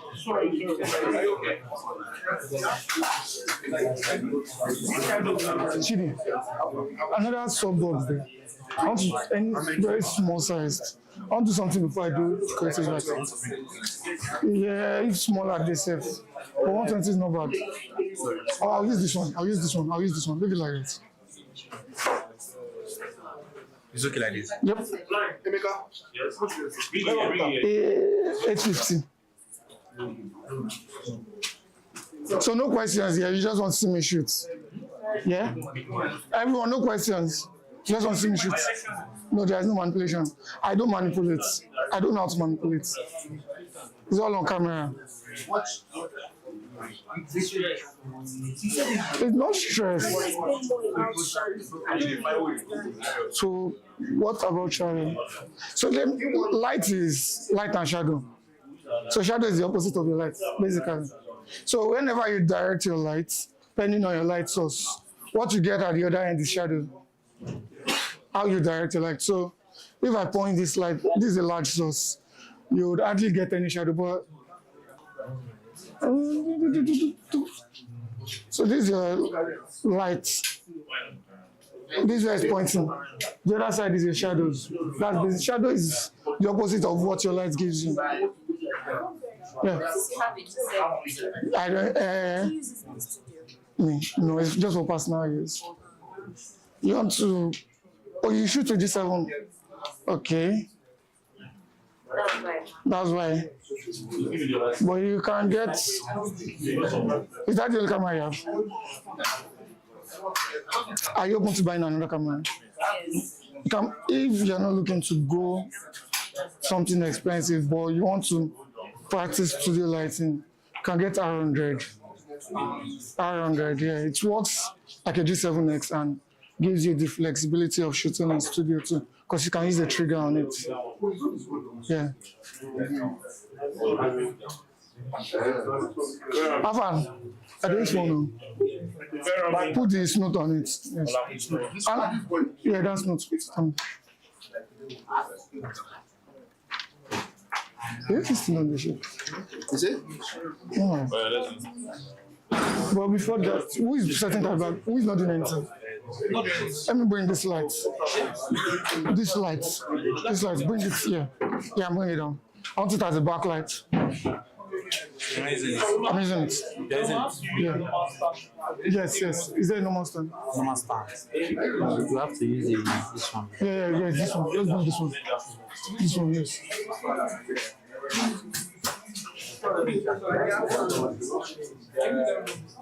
Yeah, speaker. One house, please. One house. Baby. What's the best camera you can advise? So, one house, please. Someone's asking a question. So, ask again, please. When it comes to baby photography. Those names, we have very sensitive. Yeah. So, what's the best camera? Nikon, Canon, and which year photo you can? So, here's the thing about cameras. There is no best camera for one thing. So, if you're doing baby photography, yeah, and you're doing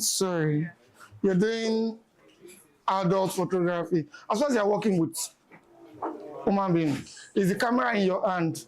And the price? That's where your budget comes in. Below 1.2. How we don't know. So I don't know what camera prices are right now, but I'll probably say RP. Yeah, that should be the only mirrorless that can work in that range. Yeah, but don't let anybody tell you there's a special camera for baby photography. There's under all the settings on your camera. When you open your camera, what's it called?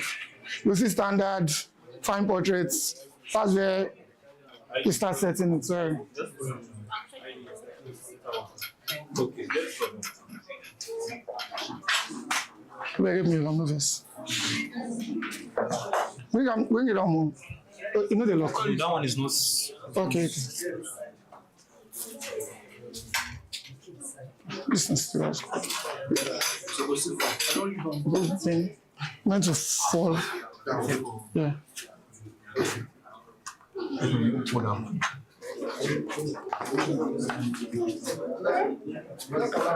I go beat the maker. It didn't. No, I won't even take time with that one. Just bring it to the lowest point. Then I need, yes, that's 8100.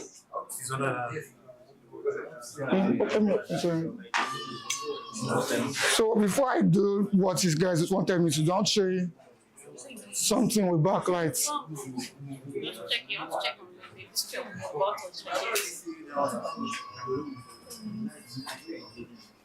That's it. Yeah, put it on any stand. This one we know there. That one there. This stand. But it's not. Let me see.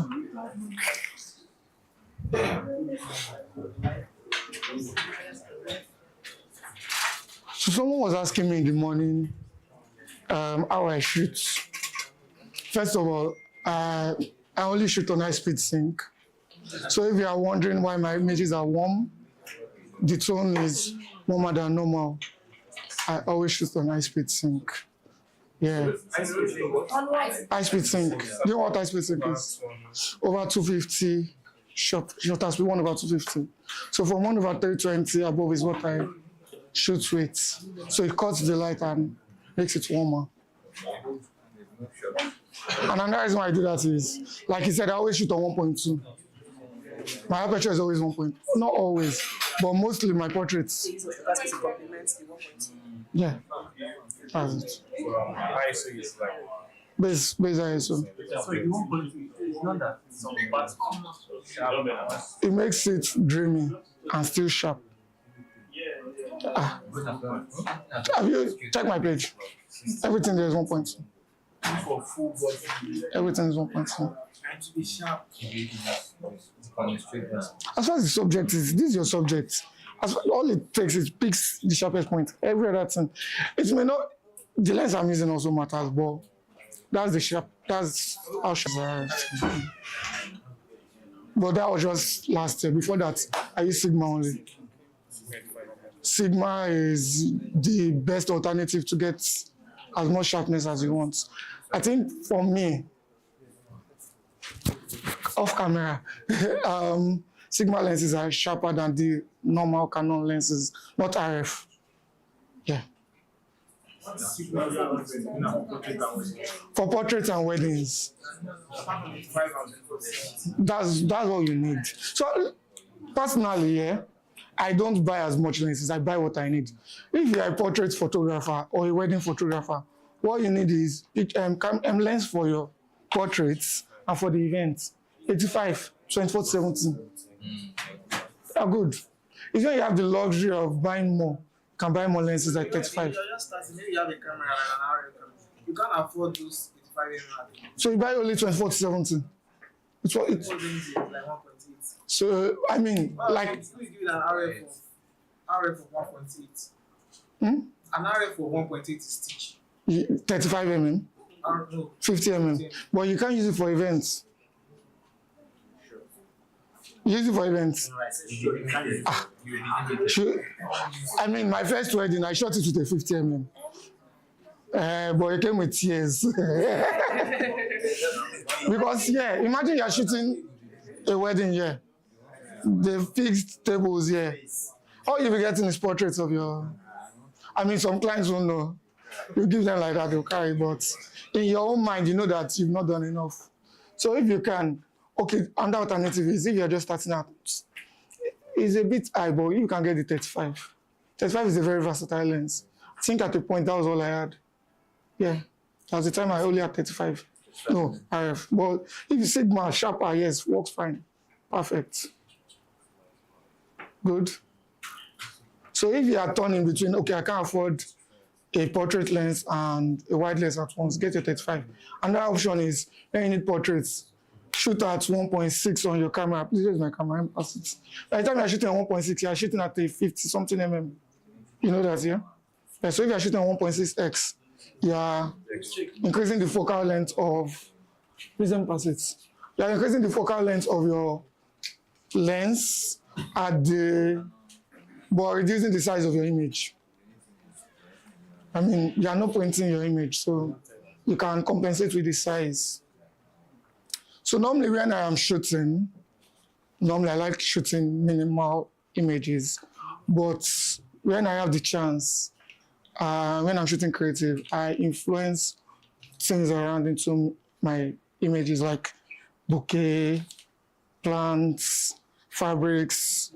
So, I mean, if it's just your subject, and to make it more visually appealing, you need to infuse things. And I think that's what shaped my photography. Smoke, shadows, you play around with things. Because at the end of the day, if you're just shooting the same thing, you get tired of it. So you need to infuse things around you to make it more creative and more visually appealing. So that's what I want to start with.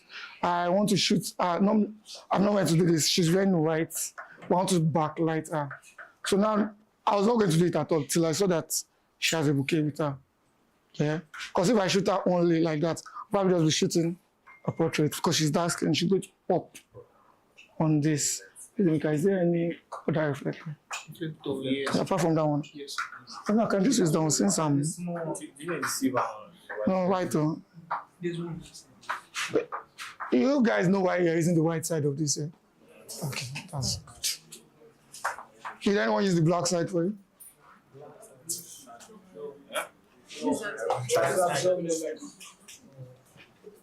Have you seen someone use it before? Yes. Do you know why they use it?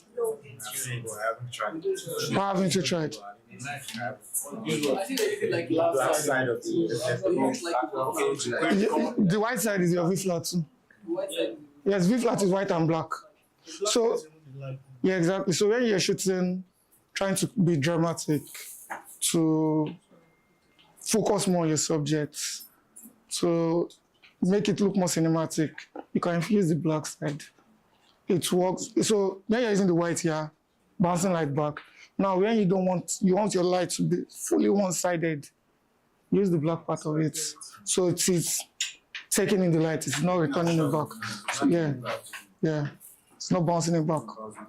I think this is a very versatile tool. If you have it, play with it. Use the white, use the gold. Have you tried using the gold indoors before? And you are wondering why some people have golden tone in their images. Experiment with this. This is a very versatile tool. Play with it. Use the white. I majorly use the white now, and that's because I've used all the parts of it, and I know what works best for my image. The silver, when it bounces light, the contrast is a lot for me. I want it very soft. That's why I use the white part. So experiment with it. Use the black. Use one light. Bounce it on it. Play around with lights. That's how you figure out your style. I mean, that's basically it. Is it? Yeah. What channel is it on? Sorry.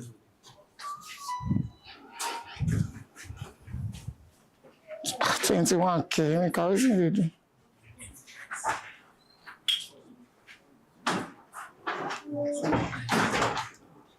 Okay, you can sit for this. Let me bend this one. Just bend it down. Sit here, where you are. Where? Yeah, right. Yeah, it's not like it's pointing up. Just the neck, just a bit. Oh, tilt the neck just a bit down. The neck.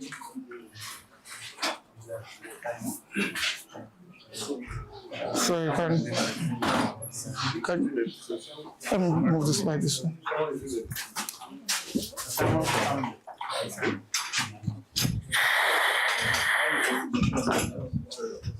Yeah.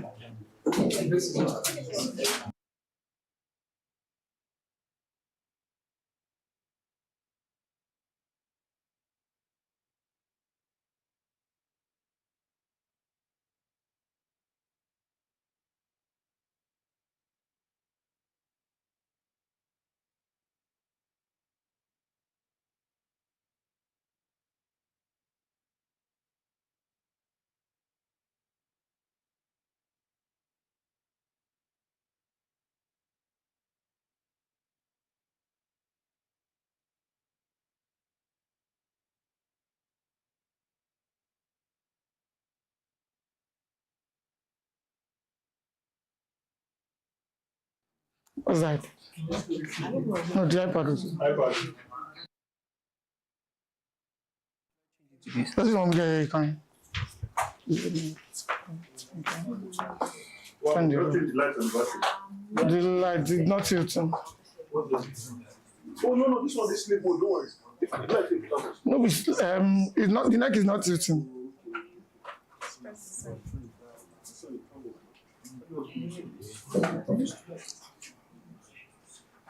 No,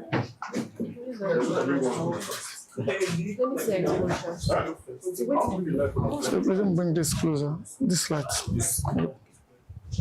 The one at the back is a key light, right? For now, it's going to be my key light. No, bring this one. That is my key light. I set that, then I'll set this. Let me bring this light closer. So, thank you.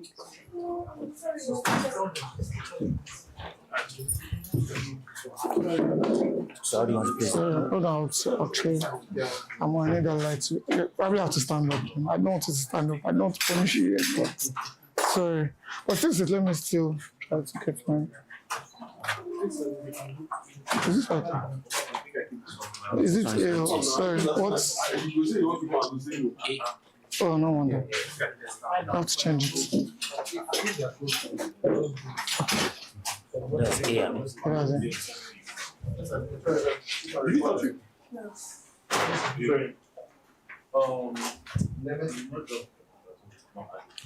Okay. If I finish, I carry this light glass. I have to carry on glass, I carry the light glass.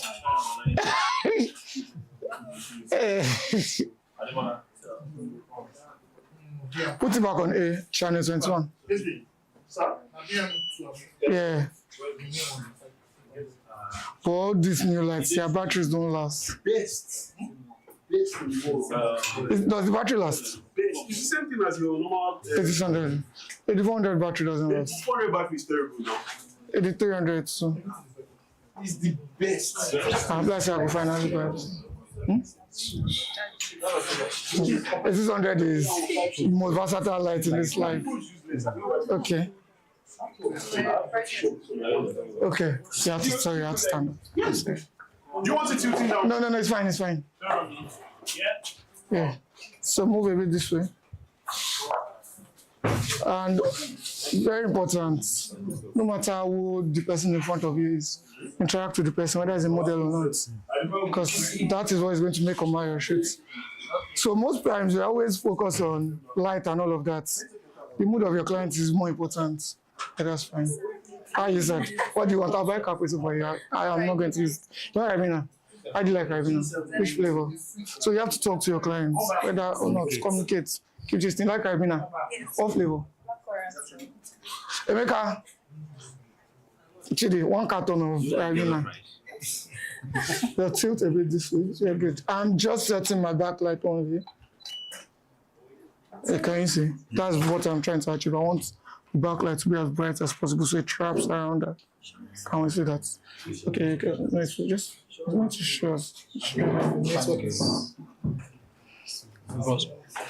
Okay. But now, because I'll still introduce it, let me try to reduce it a bit. Okay. Can we all see now? So this is why it's very important for you to set your lights in. So now normally if because I shoot a lot, I know that I can just on both of them. But then you set one light before you go to the other, so you don't get confused on what is affecting your shoot. Most times that's the issue we have because we don't know our lights. I'm like, why is the shadow too much here? You'll be reducing your key lights.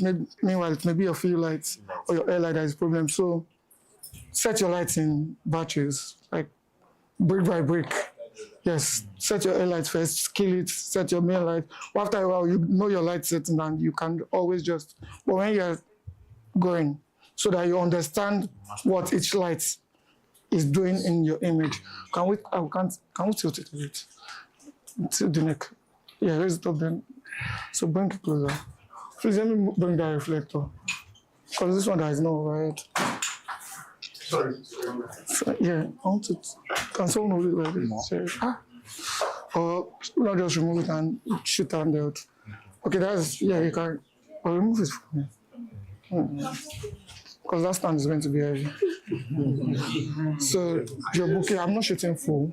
No, you're using it. You're taking it closer to your face. Yeah. So exactly on this side of your face.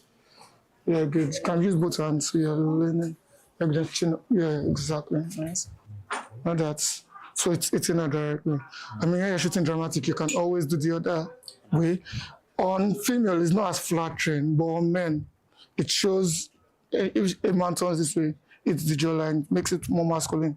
But it's not always flattering for females using the other side. Yeah? Are we all together? Okay, yeah. That's BRB. Yeah.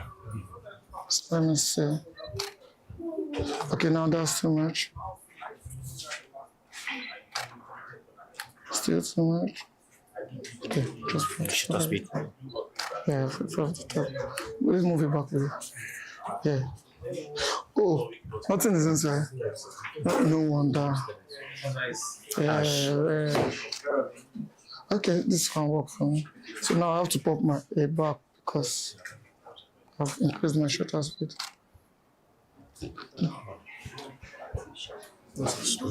Okay, I'll show them. Okay, let's see from the iPad. That's because you added these lights. Yeah, this is so this is my key light now. Well, normally I set that first because I don't want it to be overblown out behind. So now I've set this. Me normally I will use the grid and the diffuser. So normally this is too harsh for me. But because of this what I'm working with. Can you use a cone? Yes. I wish I brought mine. I have a cone that has a grid too. It works perfectly. 1.2. I said I will shoot on 1.2. 1/800. 1/1000. Yeah, I always shoot high speed sync. 1/1000. ISO 100. But I always say this thing very important, very very important. Those numbers don't matter. Numbers of whatever your shutter speed is, your ISO, it is the environment you find yourself.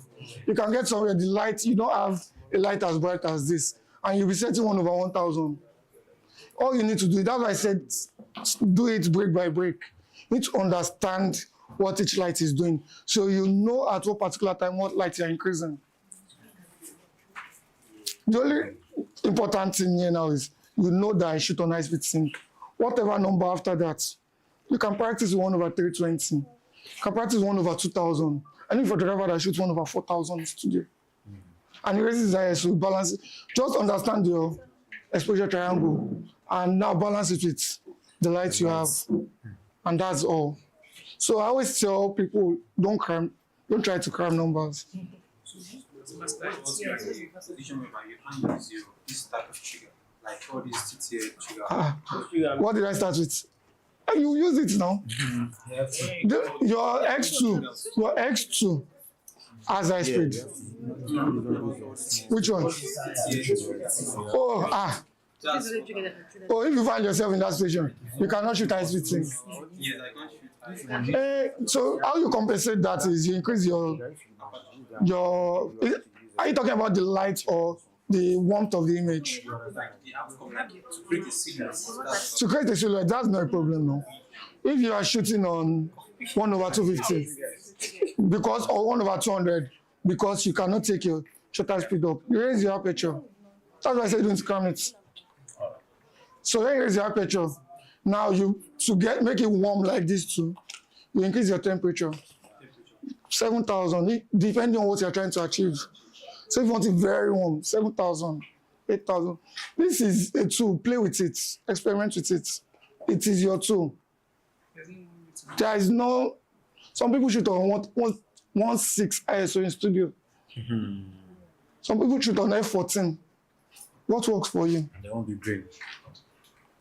Which cameras do they bring green at this? Like which you say yes. So I say something. This thing is expensive. Stress it. Stress it. Use the money. This is actually smart thing. Why you go buy a camera and you're only shooting one thing all the time? No. Understand it. Sometimes I shot on 3,500, 4,000 Kelvin because I want to know what it looks like. I can't shoot on one. That's too, that's blue. That's blue. But you can do that and you shoot it to give you something different, give you something dramatic, something cinematic. That will complement the. It's just you playing around. I mean, it may not be for your clients, and that's why you have to always practice, so that when your client comes in, you know what works already. So let's have some.